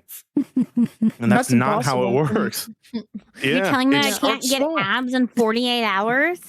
Correct. No, sure you can. With this magic pill, you too can be a hard body, Maria. Tapeworms. Dude, But that's wild. To put a point on what you said is like religion can be a facet of this, but a big thing that, a big part of what can aid in your mental health is literally be productive. That can be religion, that can be exercise, that can be exercising yourself mentally through arts. But legitimately, being productive can be a significant help with like your mental health. Why? Because you're not because when you have these mental health issues, particularly like with depression, one of the pitfalls is you feedback loop on it. You're depressed, and so you think you're depressed, and you think you're worthless, and that makes you depressed, and because you're depressed, you think that, and you're basically in this constant cycle of feeling like shit. Basically, if you can be productive in some way, as long as it's a positive and healthy way, not criminal activity or anything, but as long as you are as long as you can be productive, you can get your mind off it. Your mind can focus on your productiveness, and that will aid in your mental health. It will say, oh, maybe things are not as actually bad as my depression is saying because I'm being productive. I'm doing something. I'm moving forward. And so that is like, that's why, you see like a lot of like mental health facilities, they will have things like, they will have exercise routines. They will have like art classes, things like that, is to get your mind productive, get your mind working. So it's not focused on the bad stuff that's currently rattling around in your gray matter. And if I can interject here real fast, you also don't want to go into the opposite direction where you are working yourself to the bone and you never give yourself a break. Your mind, your body needs a break. And I'm kind of in the opposite direction where this direction that I just mentioned, where I feel like I'm not doing enough, but I'm actually doing a lot. And I rarely take breaks because I feel like I'm not doing enough. And it's such a destructive cycle, guys. And I have my goals and my dreams, and that's why I'm just like, I got to keep pushing, even if I don't know, I don't sleep or something, or you gotta let good enough be good enough. Yeah. Well, and you also the problem is I don't think it's good enough. and remember this. Helps, here's the big what helps thing. With that, well, I was gonna say what helps with that is having people around you that you count on, that you care about, that you listen to, that when they tell you, hey, you're working yourself really hard. You need to slow down or you're going to burn yourself out. And when you respond with, no, I want to make things really great, to have that person tell you, hey, things are great. People are happy. You're doing great work. Slowing down is not going to diminish that. That is like, it's basically, it's very crucial to have a very good support system. In our case as streamers, having friends or having mods that we trust and that we listen to that will be honest and straight up with us and tell us, hey, you're working too hard. You need to slow it down. You need to, you're gonna burn yourself out. We can see it. You're doing great, but you're overdoing it, and slow it down so you don't burn yourself out, and is willing to tell you the hard truths about that or not the hard truths, but to basically counteract your traitorous mind that wants to tell you it's never good enough. You need those trusted people around you to say, no, you are good enough. You are doing wonderful work. You are good enough, and you can you can slow things down and take time for yourself. Amen. Muscles don't grow in the gym. Fun fact: they grow after it. When you break them down and then they rebuild themselves at rest, that's when muscles grow. The same thing happens with your spirit. If you're constantly burning the candle at both ends, I should talk, but like if you're constantly burning the candle at both ends, takes experience. it's one of those, you will never grow. You will always just be burnt out. But you got to learn, kind of like what it says in Ecclesiastes, enjoy the fruits of your toil, which just means the fun things in life. That's why, like, once a week, me, Mushy, Grace, and Des all have a time where we have a cocktail or two and just enjoy silly memes and have silly talks. But like, obviously all in moderation, but it's one of those, you enjoy the fruits of your toil, of your labor. And remember this, I call it the skier method, where skiers, if you ever wonder how skiers are able to go downhill and not hit a single tree, it's because they're not looking at the trees, they're looking at the snow. Don't look at obstacles and say, well, I don't want to do this, or I want to avoid that. It's like with sin, right? Oh, I don't want to give into lust, and I don't want to give into that. That's not how you avoid those things. Look at the snow. Where's the way forward? Where's the way that leads to peace? And kind of like what Ember says, what is the thing that is serving of others? It's better to give than it is to receive. And that's why being productive is so internally fulfilling. Because it is making someone else's life better. Chat, you gotta look for snow. That's the key to happiness. Get yourself a good cocaine supply and just have that, buddy. No snow. That's the key to happiness. Oh my goodness. Please pause the video. Before we do that, I will take Samson's. Before we pause the video, I'm going to take Samson's point and militarize it. Don't get target fixation. What Samson's talking about, don't look at the trees, look at the result. Don't get your target fixation. When we hear about with combat pilots, they focus so hard on their target, they don't look at their surrounding areas, and they'll fly right into their target. Don't want to do that. All right, let's go ahead and play the video. At one time, and in fact, she scheduled an appointment with Dr. Tuff to tell her that she was transferring her care over to them and would be going by the prescription recommendations that they gave. But that was only short-lived, because by December 1st, Lindsey was back to seeing Dr. Tuff in her virtual appointments. And what was discussed at that appointment? That she wasn't getting better. She had tried the Ativan taper, but without the Ativan, she was having a lot of difficulty sleeping. So she tried a few different medications, a few different medication combinations, but she was having trouble with them. And these medications that she was talking to you about, those weren't prescribed by you, correct? Correct. Did she tell you that those had been prescribed by her provider at South Shore Perinatal Clinic? Yeah, I didn't want to derail things, but I'm like, what is that? Chat at Grok. Who this? Who this? I assume it's like a translating thing, or that, or it's She's orally just recording typing. her SoundCloud raps in there. That would be awesome. Stenographer. Did she also tell you that she was having some intrusive thoughts? Yes. Did she tell you what those intrusive thoughts were? She said it was a feeling like I'm going to die. Not a feeling that she wanted to kill herself, but a feeling like she was going to die. Yes.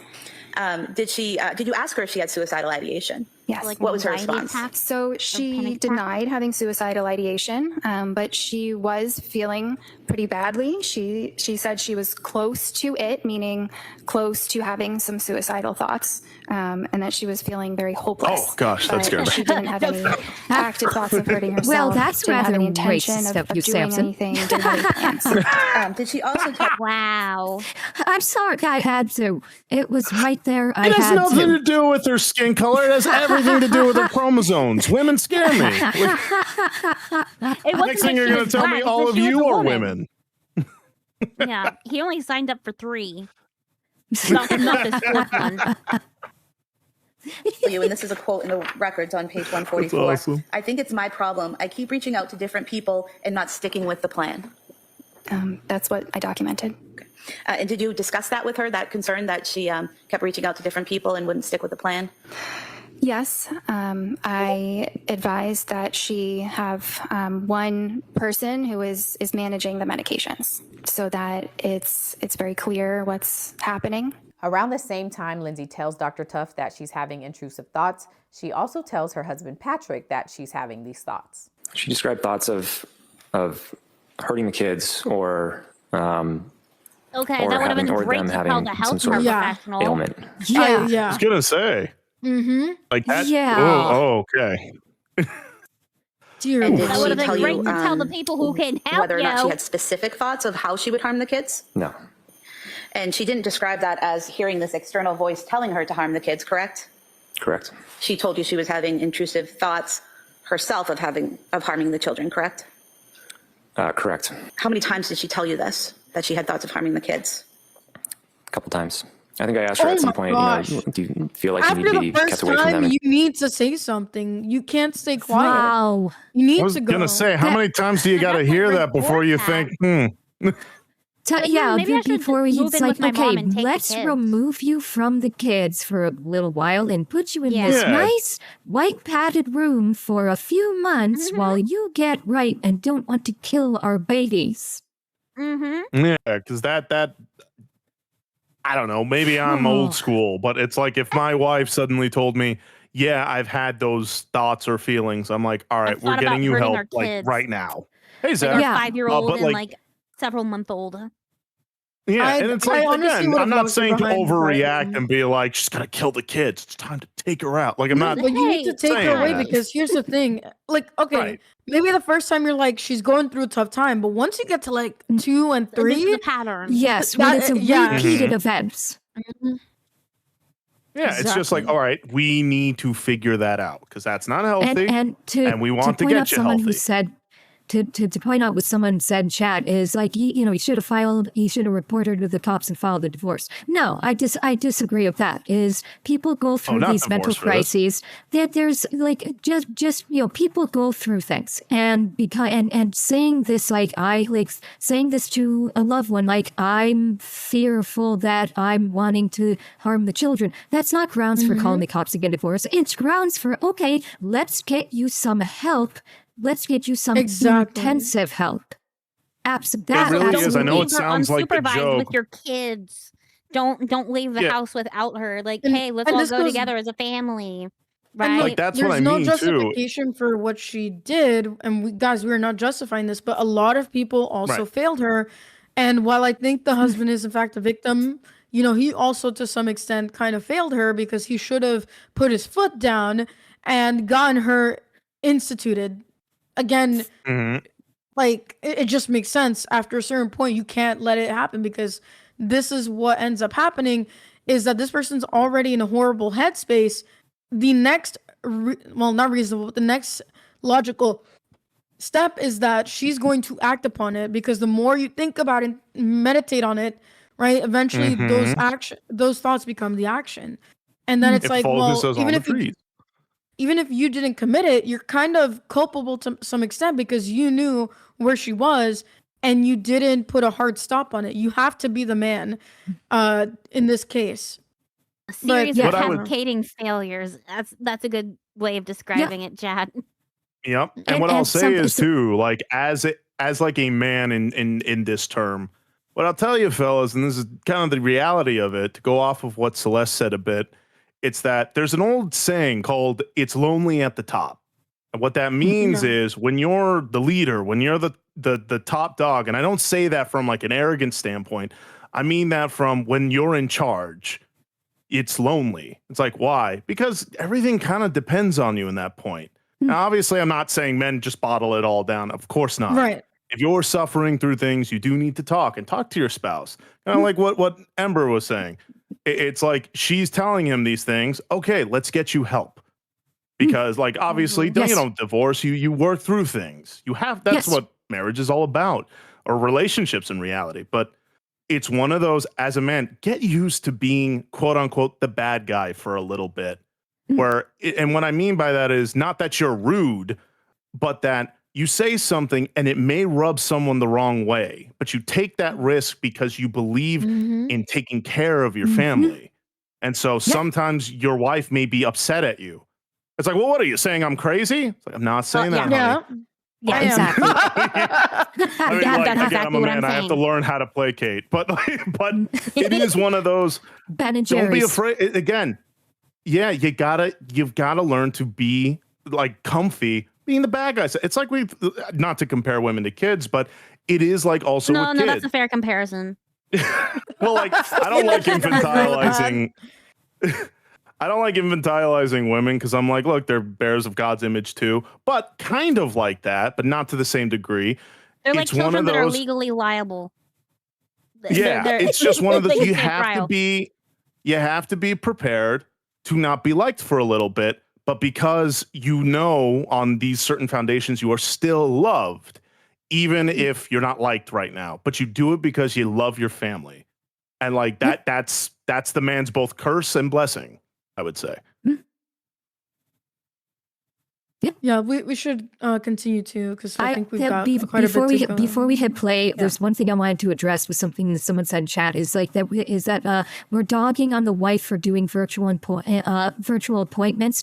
We're not actually. We're not dogging on the wife for doing virtual appointments. Especially we're since dogging this on was the near COVID. It was near COVID, but we're dogging on the mental health care system for consistently doing these virtual appointments even after COVID. So it's not the wife that we're giving shit, we're giving the system shit. Yeah, Yes. because it has failed us immensely. Yes. And it's definitely failed this family. lady and this family in entirely. But anyway, Yes. all right, let's go ahead and play. Continue. She said no. And then, it was very confusing because a minute later she was making them lunch or playing with them or, getting them ready for bed or whatever it was. So. Were you concerned for the kids' safety at that time? No, I wasn't, because she wasn't showing any intention of harming the kids. And she told you she didn't have a plan, is that correct? Correct. Somebody educate me. If people are having certain thoughts, but they say they don't have a plan, does that invalidate the thoughts? Does that mean you should not take those thoughts seriously? Nope. 2 weeks after Lindsey admits to having these intrusive thoughts, the thoughts get worse, and Patrick insists that she go to the ER. And that ER visit resulted in her being admitted to a program for postpartum women, but she didn't stay long. After being at Mass dear. General on December 15th, did she go to Women and Infants Hospital in Rhode Island to attempt to get into their postpartum program? She went in as scheduled. And at some point in time, did Lindsey reach out to you to say she wasn't staying at the program and to come pick her up? She actually said that the providers at that program suggested to her that she call me and have her come get picked up, and then that I should go in and meet with the providers. Okay. Their recommendation was that the program wasn't right for her. Right. And so you guys returned home, is that correct? Yes. She After needs that it. stay, Look at this. Lindsey schedules an Yeah, wait, why did they dismiss that? Earth is this Okay, no, happening? She needs it. I have a question. His testimony is a little bit confusing. His testimony seemed to indicate that she said to him that the providers told her the program's not working for her. I would question, it was not clear to me by his testimony, did the providers of the program speak to the husband directly and say this program is not appropriate for her? That's question number one. Question number two, If she's admitted for having suicidal and even homicidal thoughts, and they're saying, oh, this program isn't right for her, why did they not sideload her to a program that would be appropriate for her? Right. Because the situation has not changed. She's still having these suicidal and potentially homicidal thoughts. That didn't go away. Why not immediately try something else? Yeah. Why are you just, okay, go home instead of, okay, this is not right for you. You need to go to this program. We're going to transfer you immediately to this program. That is the part that is just blowing my mind. Whether or not, now, and again, the question is... jump scare. Hi. And again, the question is, did the providers tell the husband this, or did she say that the providers told her this and she's relaying it to him? That's a question that I wasn't quite clear of based on his testimony. It was a little bit confusing there. I was gonna say, because wouldn't it? I guess like in his position, you would want to talk to the providers. Not that you think your wife is lying, but it's just, look, she's mentally an unreliable unwell. narrator. To get the information, as a husband, you would want to get all the information for of what is happening with your wife to be able to best care for her. Why isn't this working? Where do we go from here? Right. Talk to the healthcare providers and be, hey, what's going on? Why are things not working? Do you have any recommendations, or where do we go from here? Yeah, that's true. And the worst part, also the worst part is if she had her own agency to decide, oh, this isn't working for me. And she's the one who told the doctors that, and the doctors sort of affirmed that belief and then let her off the hook. And then she went back herself. That would have been the biggest issue. That's another question. I wasn't clear based on the testimony if that was the situation. Did she approach the providers and say, this is not working for me, and the providers just went, okay, we'll agree, or was the story that the providers said, this is not working for her, we need to go a different route? Again, the testimony on that didn't make that very clear. It's a little bit muddled and confused. Yeah, maybe it's just poorly worded, but it's true. We don't know one way or the other, and that's definitely important info. Okay. An appointment with Dr. Tuff to give her an update. She fills her in on the ER visit, on the half-day program stay, and the overall takeaway that she still hasn't gotten any better. But the prosecution highlights that while all of this is going on, these intrusive thoughts, this not sleeping, feeling anxious, depressed, and not ready to go to work, Lindsey was still going to the gym, still taking her kids to doctor's appointments, and still socializing with her friends. She's still bringing the children to doctor's appointments during that time, right? Yeah. December 27th, and make an appointment for Callan and Cora when they weren't feeling well. Do you remember that? Yeah. And then on December 30th, she was able to take Callan to the doctor that day as well and interact with the staff. Is that correct? Probably. And during this conversation at dinner, did she ever mention that she had suicidal thoughts? No. Did she ever mention that she had homicidal thoughts? No. Did she ever tell you that she was hearing voices? No. Did she ever tell you that she was having intrusive thoughts of her own? No. Other than having an issue with sleep, did she mention any other issues that she was having? She mentioned feeling anxious. Okay, so all of that was mid-December. Now fast forward to New Year's Eve of 2022. And on this day, Lindsey is feeling especially bad. So she goes back to the ER and eventually checks herself into a mental health facility called McLean, where she sees a number of doctors. She was still talking about thoughts of suicide, and I was exhausted. I said, I think it's time to go to McLean. Room. We didn't have a diagnosis, so we just didn't really know what was wrong. And I think for me, I was hoping that McLean could really evaluate her and try to figure out. That's a problem after almost 2 months, and there's still no diagnosis after having seen multiple healthcare professionals to include inpatient care, and there's still no diagnosis. That's a big problem. It's terrible. It's terrible because at the end of the day, like, look, this isn't like it's like a rare virus that nobody knows of. This is stuff that's been documented throughout, the history of like psychology. And babe, I know you just jumped in. I know you're not a psychologist, but you studied psychology. So I don't know if you wanted to kind of input, your own thoughts here when it comes to this.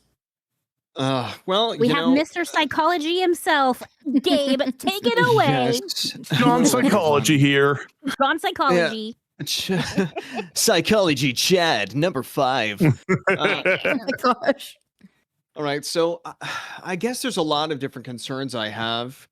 For example, there's this sort of goofy process where psychologists of various sorts, especially in hospitals that aren't specifically aligned with a psychological function, for example, a psychiatrist versus a psychologist. A psychiatrist is going to be someone who's specifically trying to figure out how to get you on medication as soon as possible, because that's how they make their money. They have those sort of interactions with the pharmaceutical companies, right? But the other issue is going to be different circumstances surrounding how people get degrees and how people get hired.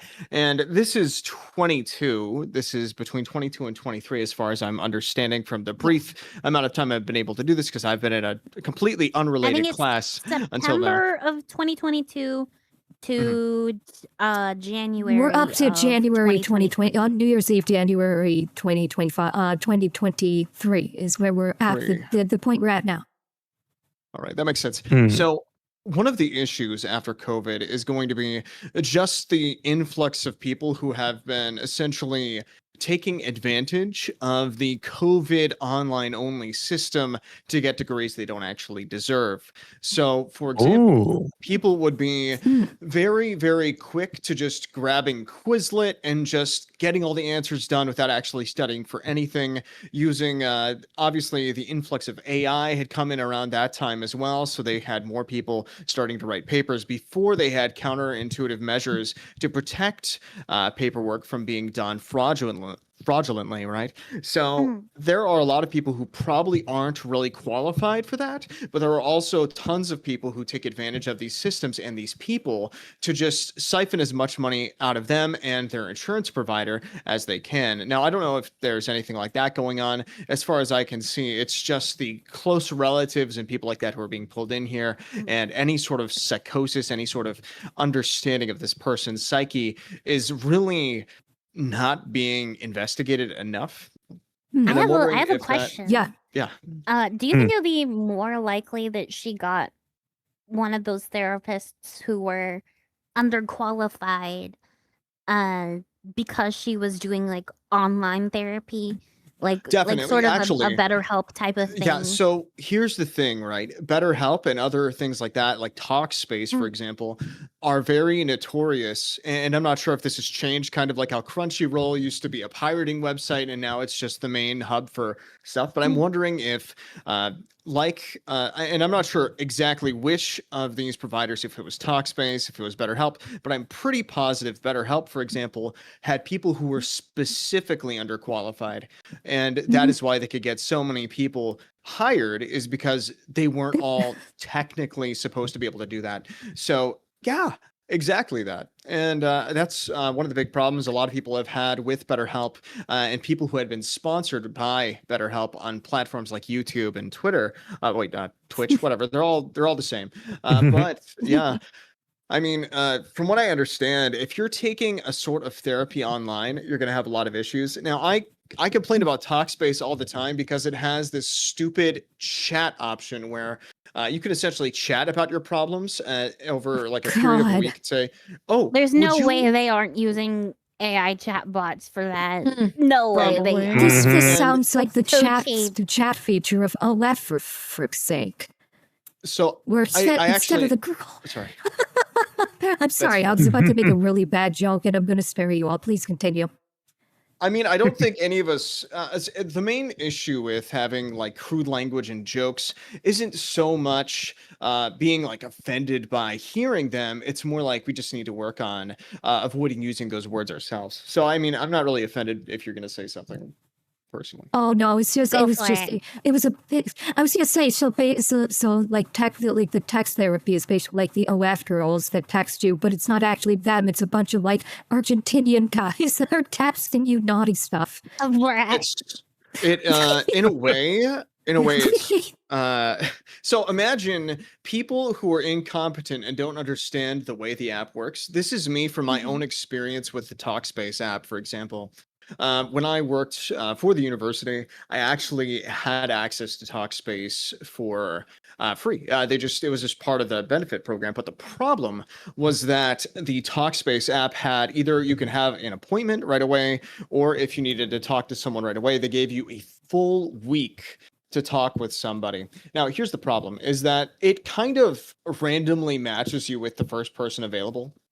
And the first person available might not even know what they're doing to begin with. So the next thing is you have the opportunity to either schedule that week-long chat session to sort of break down what's happening. And this person, in my experience, wanted to set up a session with me, and we made it that chat session. But the problem was during that chat session, which counted as a legitimate visit to a psychologist and went through the insurance as an actual appointment, he was only using it as a way to set up an actual appointment. So that first appointment was just a full week wasted of me trying to get in touch with somebody. And then after that period, I had to actually, I tried to explain all the issues I was having. This was like 4 years ago.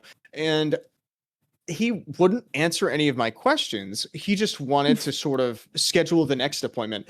So that actual appointment comes. We have a video call, and he is asking me to essentially just break down what's going on. I break down what has been going on with me, and then he still doesn't really understand what's going on. So maybe I, like, with the benefit of the doubt, I'll steel man for him, right?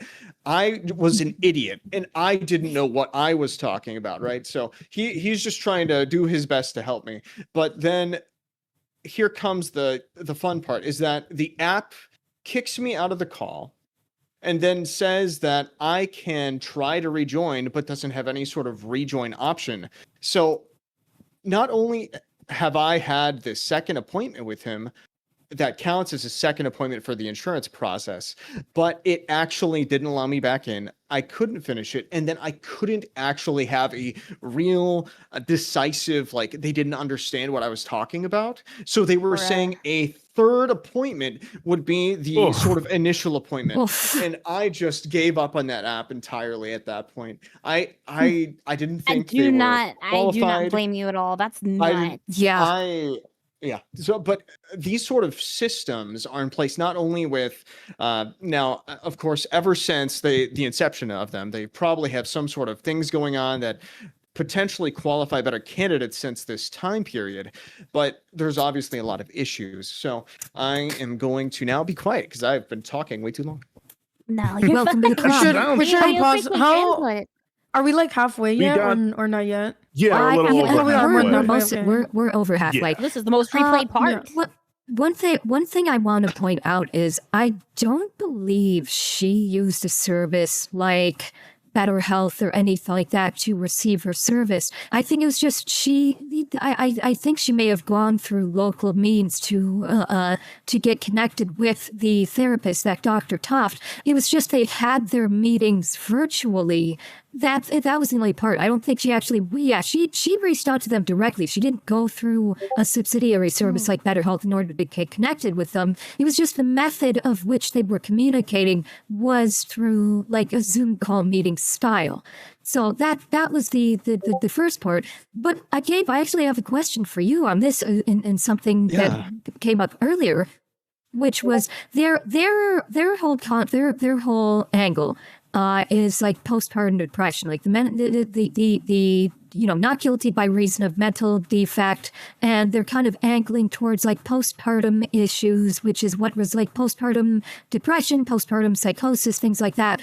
But here's where this kind of throws a monkey wrench into it that I'm surprised we haven't heard about from the prosecution. Is she actually, when she had these like an instant of self-harm, like suicidal thoughts, is she actually she got checked into a facility at the hospital specifically for it specifically has a postpartum plan or a postpartum program, and within 5 days they said this is not right for you. Supposedly, this is according to I guess according to her, we never got clarification if the husband actually spoke to the doctors, and the doctors themselves said, no, this is not right. But she was in a program for postpartum issues, inpatient, and after 5 days was discharged under the auspice of, this is not right for you. So with that, and as someone with knowledge in regards to psychology or therapy, would that not indicate that if she is being discharged after 5 days of a postpartum program under the auspice of it is not correct for you, that then she probably does not have postpartum depression or postpartum psychosis? So that's a great question. So I have a big underlying sort of clarifying question for you, is that because she got entered into this postpartum program, was it specifically due to the sort of unaliving thoughts? Was that part of it? That was a part of it. Like she had experienced anxiety.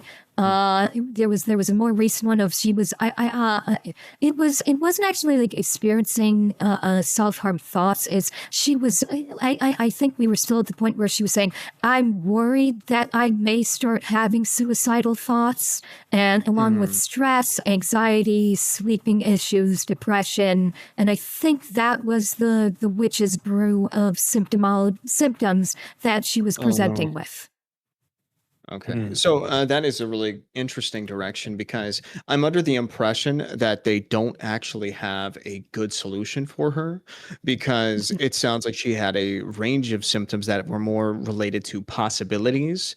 And oftentimes hospitals really don't have resources available for these types of things. Inpatient care is usually more related to, of course, medical issues. But when it comes to a sort of postpartum depression, that can usually be assisted with like psychological assistance, which are typically not associated with these sort of medical facilities. But the other thing is, for example, if she had specifically gone deeper into the potential suicidal thought processes, the issue is that she would more likely be sent over to a sort of prevention center type of environment rather than being inside of a hospital facility. So the fact that she was hinting towards this possibility while also not being helped in the current setting, it begs the question of where she was supposed to be sent. Because if the hospital discharges you and they haven't like assigned you somewhere else, or there isn't some sort of person sort of forcing you to go to the next section, which could be a prevention center or some other program, if they say it's not for you, you're kind of just discharged and forgotten about, and then no one's really taking care of you. So, for example, if you had gone to the hospital and had explicitly talked about unaliving yourself, which I hate saying, I think it's stupid, but the unaliving of the self. Okay. Well, anyway. I guess under these circumstances, that person would much more likely be brought to a prevention center, especially since it's ironically very illegal to do an unaliving of the self, which obviously, how do you punish that? I mean, it's dumb, but they try to, the officer is usually someone who would take you to the hospital, make sure that you haven't like overdosed, haven't done all these other things. Having a postpartum sort of issue going on specifically that wasn't leaning into a specifically related to unaliving the self. It really just depends on the situation. If she specifically went in there because of the sort of potential suicidal tendencies, then usually that would be escorted by an officer there, and then that person would be taken later to a prevention facility after ensuring that that individual hadn't ingested too much medication, overdosing, any sort of OD issue, obviously, would need to be handled at the hospital, and then they would be taken to a prevention facility.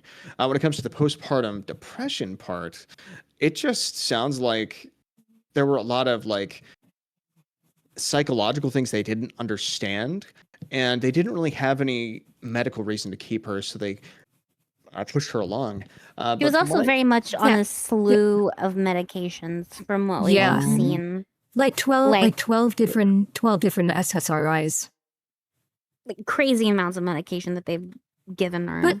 But the point that I was making, and I'm looking at this from an investigative standpoint, is the defense is trying to utilize postpartum depression or postpartum psychosis as a defense for why she was not in her right mind when she took the lives of her children. But doesn't that argument kind of fall flat? And this is where my question was to you, Gabe, is she checked herself into an inpatient program specifically for postpartum depression. And they said, this program is not correct, is not the right program for you.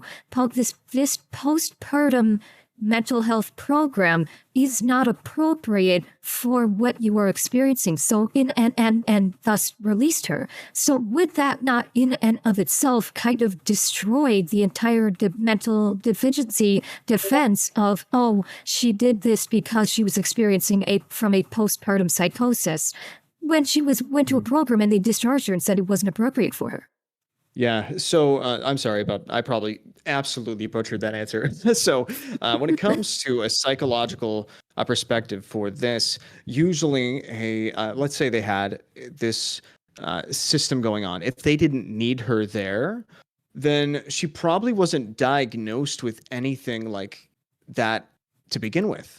And in that same thread, I mean, there are tons of people who will self-diagnose on TikTok and all these other garbage apps. But the problem is, I've been posting, sorry to interject real fast, I've been posting in our chat, like, all these TikToks that we could go through on this case alone it will radicalize you. That's all I can say. My favorite.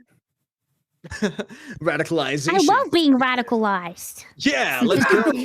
Radical, dude. Let's go get Sorry, radicalized. you can continue. I didn't mean to derail your thought. Totally, you're fine. So, I guess the main thing, just to summarize it, is that if she wasn't diagnosed with something, then she wouldn't need to be there.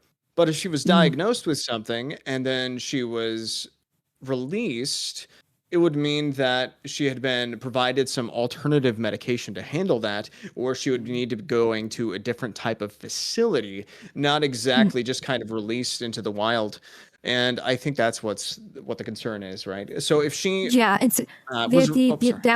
was a big part of the issue. It's like we're up to this point in the testimony. She has gone for like almost 2 months and has yet to be diagnosed and she has seen multiple healthcare professionals. And she has yet to be diagnosed. And like my whole point was like, okay, but the defense is trying to claim postpartum psychosis as the reason for this. And like my whole investigative thought process was she went into a program specifically for postpartum. They said, this is not right for you, and discharged her, which to my mind would sort of tank that argument about that she is not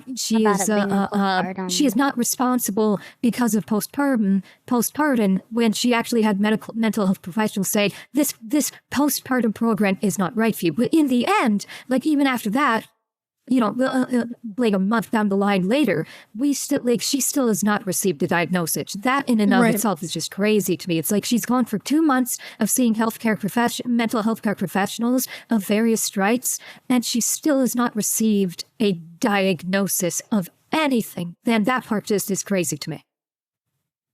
Let's continue here and see what else happens with this trial here. Yeah. You got it. The best path forward.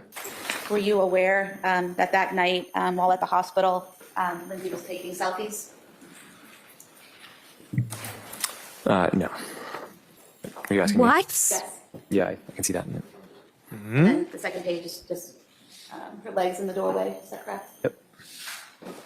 As a result of going to Mass General and telling them about her suicidal thoughts, was she transferred to McLean Hospital? Yeah. Out of the few days that she was there, 5 days she was there, you visited 2 or 3 times, is that correct? Yeah. I'm going to draw your attention to a particular patient by the name of Lindsey Clancy that arrived at McLean in the early morning hours of January 1st of 2023. Do you recall that patient? Yes. What was the chief complaint of the patient when she arrived at McLean?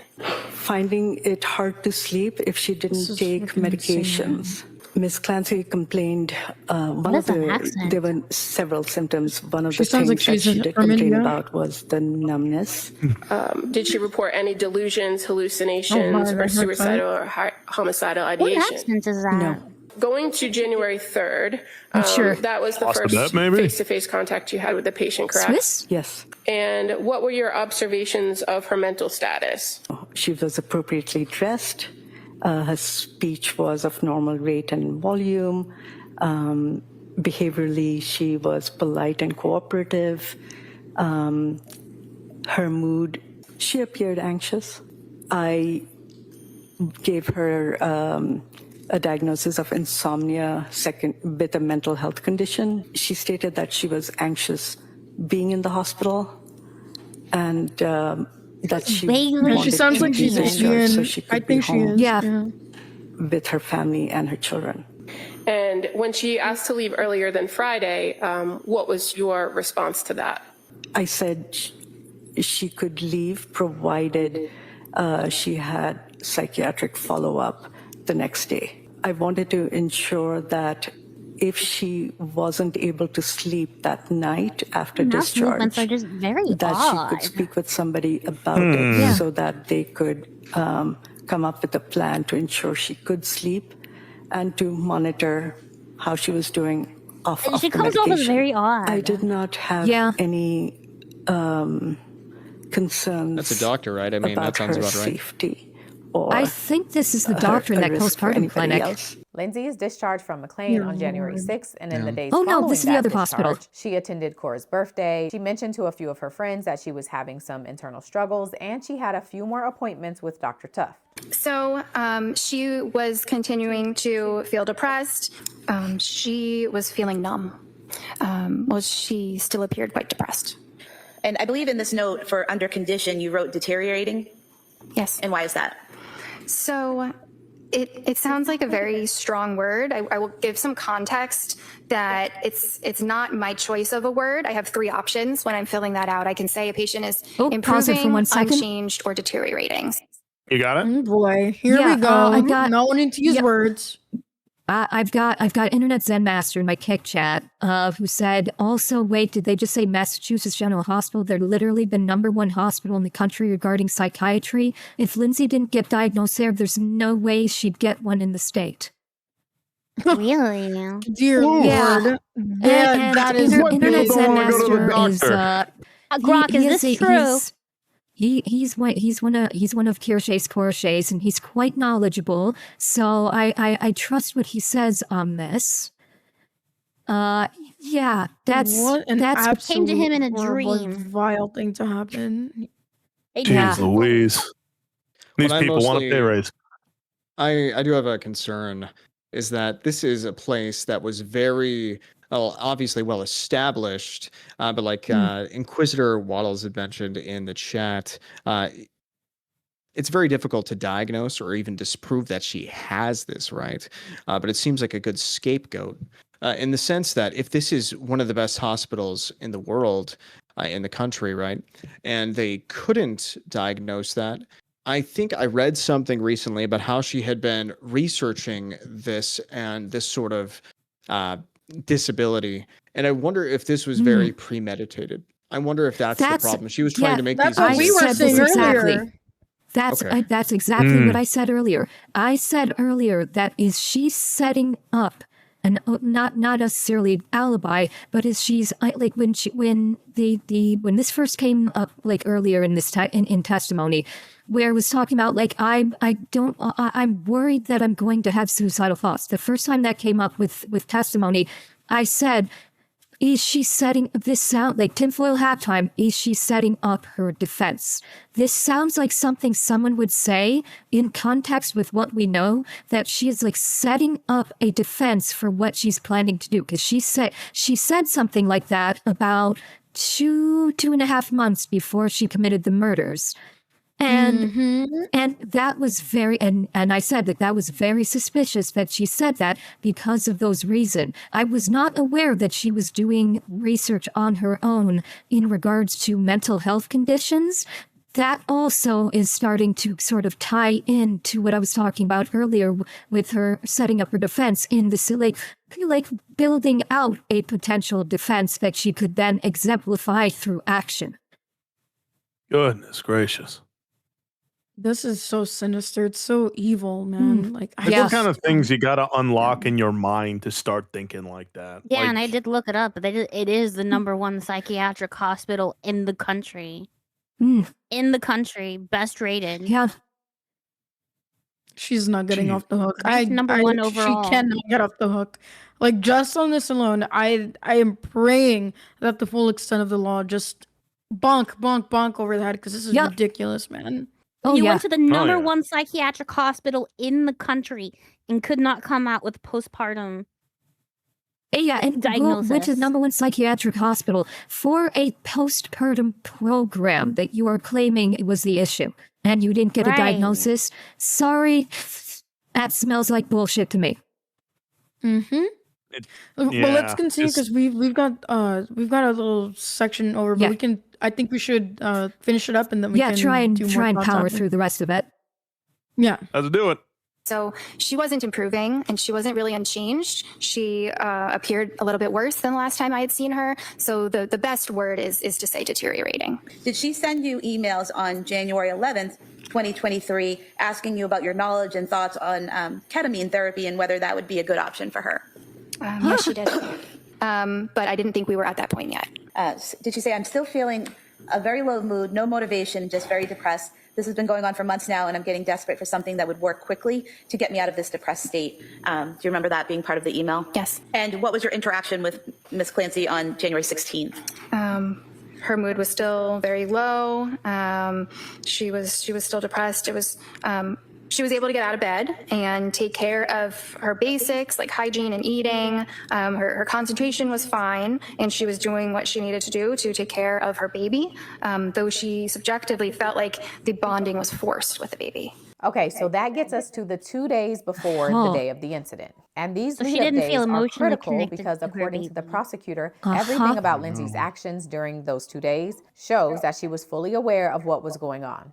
She was not experiencing any symptoms of psychosis. She was not hearing voices or anything that would indicate that she could not fully grasp the consequences of her actions. And so starting with January 22nd, 2023, the prosecutors put up witnesses to attest to how Lindsey was behaving, including some friends she saw at a bonfire, a friend she texted with about hoping to feel better soon, and they're able to question Dr. Tuft about these 2 days, because Lindsey's last appointment with Dr. Tuft was the day before the incident. And directing your attention to Sunday, January 22nd, 2023, did you have a small gathering at your home? Yes, their family came over to my house. Do you recall describing the day previously as a perfectly normal afternoon, really nice? It was a nice day, yeah. Okay. And throughout the course of that day or that afternoon that you were with her, did you notice anything change about how she was communicating with you? Like, did she start to talk faster or seem confused in any way? No. Was there anything that happened at that interaction that made them abruptly leave? No, I think it was like nap time for the kids. Okay. So in terms of January 24th, 2023, when the children were killed, how close in time were your text messages to that incident? Only a few days. Okay. And what was that text conversation? She had shared that she had been taking a medication that caused her to have some dark thoughts, but that she was going to, or had been tapering off that medication and was trialing new ones that would remove those side effects and be more helpful and therapeutic to what she needed. Did she ever express at any point that she wanted to harm herself? No. Did she ever express that she wanted to harm the children? No. Did she ever tell you that she was hearing voices? No. I did not speak to Lindsey. I sent her a text message on January 23rd. And what did you say in your text message? I'm paraphrasing, but I believe I said, "Hi, I've been thinking of you, wondering if you're still in the daily program," I believe I said. So maybe I didn't realize it was inpatient. And she responded. And what was her response? Again, I'm paraphrasing, but she said something like, "I'm no longer in the program. I'm continuing to work with my psychiatrists to find the right medication that will allow me to sleep at night but still function during the day. I've had a lot of bad or negative side effects from the medication, so I've had to come off of them and go on new ones, and it's been very difficult. Your next appointment with her was January 23rd, 2023. Is that correct? Yes. She has to force herself to get out of bed and out of the house, but is able to do that. And she is sleeping okay. And did you ask her if she had suicidal ideation or homicidal ideation on the 23rd? Yes, I did. What was her response? No. At any point in time, did she tell you she was planning to kill herself? No. At any point in time on the 23rd, did she say she was planning to kill her children? No, absolutely not. At any point in time during your interaction with her in that session, was there anything about her affect or demeanor, her behavior that indicated to you that she was a danger to herself or others? No. Was there any reason, based on your evaluation of her in that session, that would give you grounds to file a Section 12 on her that day? No. And then comes January 24th, the day of the incident. Lindsey had spent that morning at the doctor's office with Cora. And speaking specifically to January 24th, 2023, that was Cora's 5-year physical, is that right? Yes. And sometimes in the record it's called a well visit? Yes. Did you notice anything out of the ordinary about Lindsey Clancy's demeanor or behavior or interaction with you? No. Was she able to answer your questions? Yes. Did you have any trouble understanding her at any point? No. Did she seem to have any trouble understanding you? No. Did you have a discussion with Lindsey Clancy about Cora having some stomach aches? Yes. So we talked about the belly pain she was having. From what I could tell, I thought constipation might be possible because it's something we see a lot in kids. So I had suggested we try Miralax, which is a common stool softener we use, and wanted her to see me within 2 weeks if Cora wasn't feeling better. She then came home, played with the kids, and by evening, she asked Patrick to go to CVS to pick up that Miralax and then go to the restaurant to pick up the takeout. She even called the CVS and the restaurant before Patrick left and held perfectly normal conversations. And did you give her any really seems like specific she was brand in names her or right anything like mind that? then. I just said that we carried Pedialyte, and I was 13 and 20. Did her voice, did it seem slurred or impaired in any way? Not at all. It's a very normal interaction. And directing your attention to 5:10 p.m., did you receive a call for a takeout order? Yes. And was that a male or a female? It was a female. Did she appear to have any trouble understanding you or the questions you were asking her? No. Did her voice sound slurred or impaired in any way? No. So that's the prosecutor's argument as far as the lead up to the murder. But they don't stop there. Prosecutors say what happened after the incident also shows that Lindsey was of sound mind. A few days after this happened, did you receive a phone call from the defendant while she was at Brigham and Women's Hospital? She didn't talk about our kids. She talked about what she went through. Can we pause this for a second? Like, no. This basically exposes what we were suspecting. This, oh, dude, this is freaking mind blowing. Holy, so she was sane at the end. Well, maybe not like sane, but like she was of sound mind. She was, she understood what she was doing. Everything is pointing to like she was of sound mind. She had planned this out. Where like, okay, go to CVS. You know, she basically when it's from the sounds of it, it was quasi opportunistic, but also planned.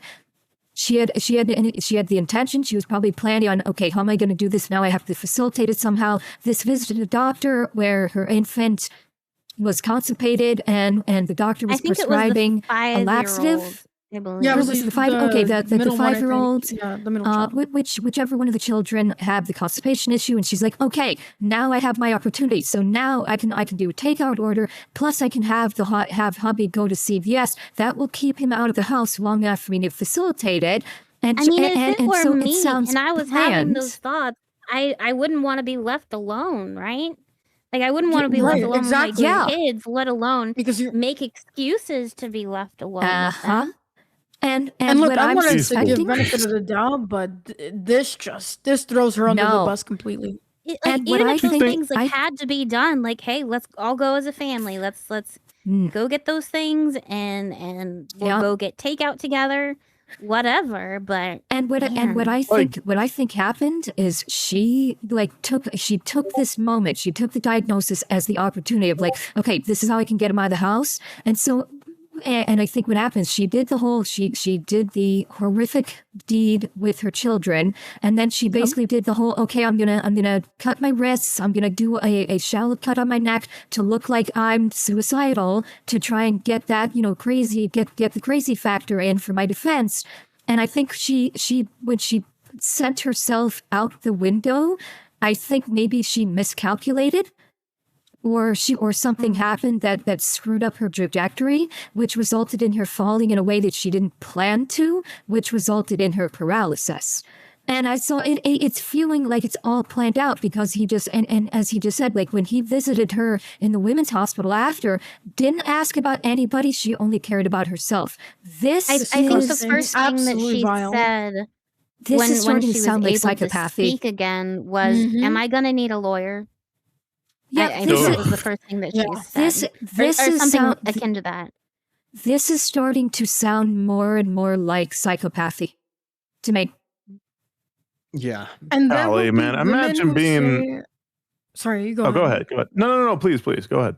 There are women who are going to continue to defend this. I've already been seeing, like, on X, all the TikTok women coming in and saying same queen, like whatever. You women who think like this, you are disgusting, and you are part of the reason why men are checking out of the dating scene and out of marriage and out of all of these things. And I don't, after this, like, ladies, I know you're here, you're reasonable. One of you is married, the other of you is a supporter of men.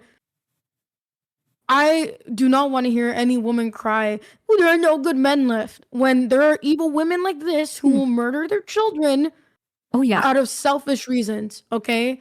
To anyone who says that a woman cannot murder anyone or is unlikely, no. There are plenty of crazies like this stupid, I almost said the B word. Anyway, this stupid woman in the world, man. Holy smokes. Like, I don't care if they repeal the ninth after this. Please, go ahead. Do it. Just do it. I will say, other evidence has come out with some digital forensics. Some searches recovered from Lindsey's phone and family computer in the weeks and months before January 24th, which was the killing. Showing potential. She basically did a bunch of searches. One of them consisting of, "Can you treat a sociopath? How to slit your throat to die?" Whereas the carotid artery, "Can you turn airbags off on Kia Sorrento?" She accessed a page about suicide methods. Dear she also Lord. searched terms related to mental health around the same time, such as hallucinations, psychosis, and schizophrenia. Holy smokes. Man. So she did in fact plan this, looks like. Look, the husband, I think, needed to be more active. He seems like a person who's very passive about things in life. And look, I get it. He probably has a lot on his shoulders. But my guy, te tiene que poner la pila, pero te la tiene que poner ahora. You gotta put on the batteries. You gotta put the batteries on, bro. Wake up, avístate, get alive, because this. Sorry, I'm really close to saying the B word to her, because that's what she is. She's a dog. It's that Hispanic rage. It's well intended. It's that level of like, dang it, man, we're gonna prevent this from happening twice. Insanity, bro. Get up, get alive, and get divorced, because this stupid, crazy little. Anyway, how are we doing today? Something someone in chat said just sparked something on me. Is like someone in chat on my Kick chat was saying, like, maybe it's January, Massachusetts. Maybe she slipped on some ice, which in and of itself wouldn't make sense. In and of itself wouldn't make sense if you're throwing yourself out of a 2-story window, because there should be no ice in the house. However, what are the chances that she broke out the window to make it look like she jumped out the window, went downstairs, planned to basically lay there like she had thrown herself out, slipped at some point, and fell? Because as we all know, you can literally be walking, slip, and fall and paralyze yourself by accident. Yeah, they're saying the fall paralyzed her. How did she, like, crawl? No. But what I'm saying is, like, maybe when she went outside to position herself like she had thrown herself out the window, maybe she slipped, fell, landed wrong, which could cause the paralysis. Because literally, you don't need to jump from a 2-story window in order to paralyze yourself. You could literally be walking, slip on ice, land up crazy on your neck, and boom, you're instantly paralyzed. It's happened many, many times. So again, tinfoil hat theory here. What if she was planning to fake that went downstairs, was going to get herself in a position or do something to give herself injuries that would be like appear like she'd thrown herself out of, miscalculated, slipped, fell, landed bad, and ended up paralyzing herself. Like, it's wild, and it's like wild up their theory, but at this point, I mean, nothing's off the table. Kind of style. Oh my gosh, apparently she's wearing a cross on. Dude, I would rip that cross right off her. She is not repentant at all. This is the look of a psycho. I'm gonna be like, that's too small. In fairness, the lawyer may have told her to wear it. The defense lawyers will often instruct their clients on how to dress to elicit the most sympathy from jurors.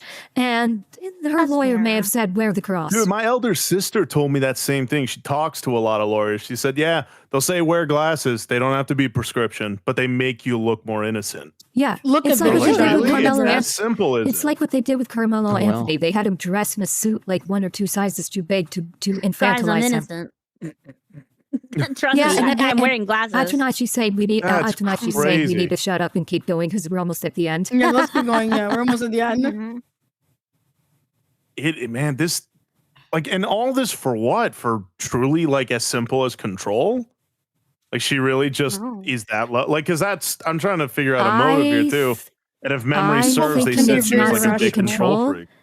I'm thinking she may not have wanted the kids. Notice where she said, like, the bonding feels quote unquote forced. Maybe that was Heidi, as with all of her children. She had no bonds with any of her children.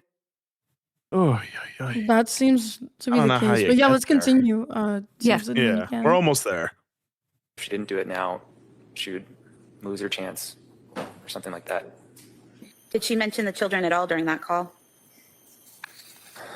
I don't think so. On this particular night, February 2nd, do you remember her making a particular request of you or ask you for something specific? I think that was the night she wanted to reach out to her lawyer. And did you note that in your nursing notes? Yes. I want to direct your attention to March of 2023. Did you visit Miss Clancy while she was at the Spalding Rehabilitation Facility? Yes. I remember her asking about my daughter. I remember her asking about any updates to life events for our friends. We talked about some hobbies that she was doing while at Spalding and then played a game. At any point in time, did she mention the death of her children? No. At any point in time, did she break down in tears and cry about her children? No. Okay, did y'all make it to the end of this? What are your thoughts? Can a person be fined? He's a psycho who needs to go get jailed right now, and if we want to give her the death penalty, I'm down for it too. Gave up and decided to kill herself and her kids. Yeah, I got the rope right here. And if you really made it to the end of this video, let me know if you want I need to deliberate. Highlights. I don't need to deliberate. But she also So needs the forget chance. all about my sloppy writing. I'm looking here on October 21st of 22. Is that correct, right up there? Yes. Okay. Yes. And can you just read this paragraph here for us?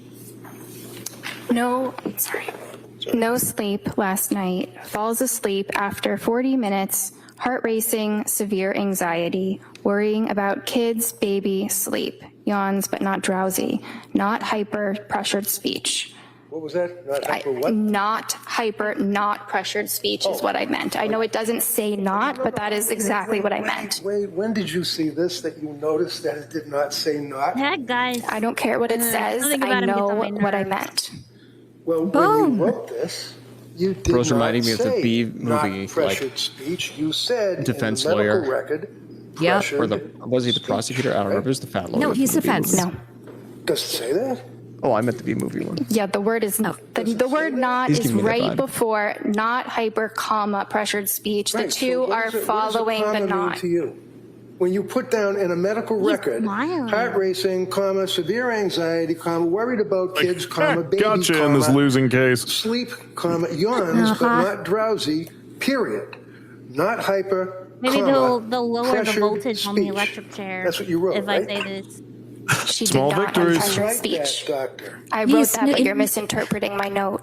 Am I reading this correctly, and the jury will be able to look at it, that you put These women, bro. Get the 19th out of here, bro. Get the 19th out right now. Look at her face. She's like, she wants to smack the fuck out of this guy. Interpretation is incorrect. Imagine being a grammar Nazi in court.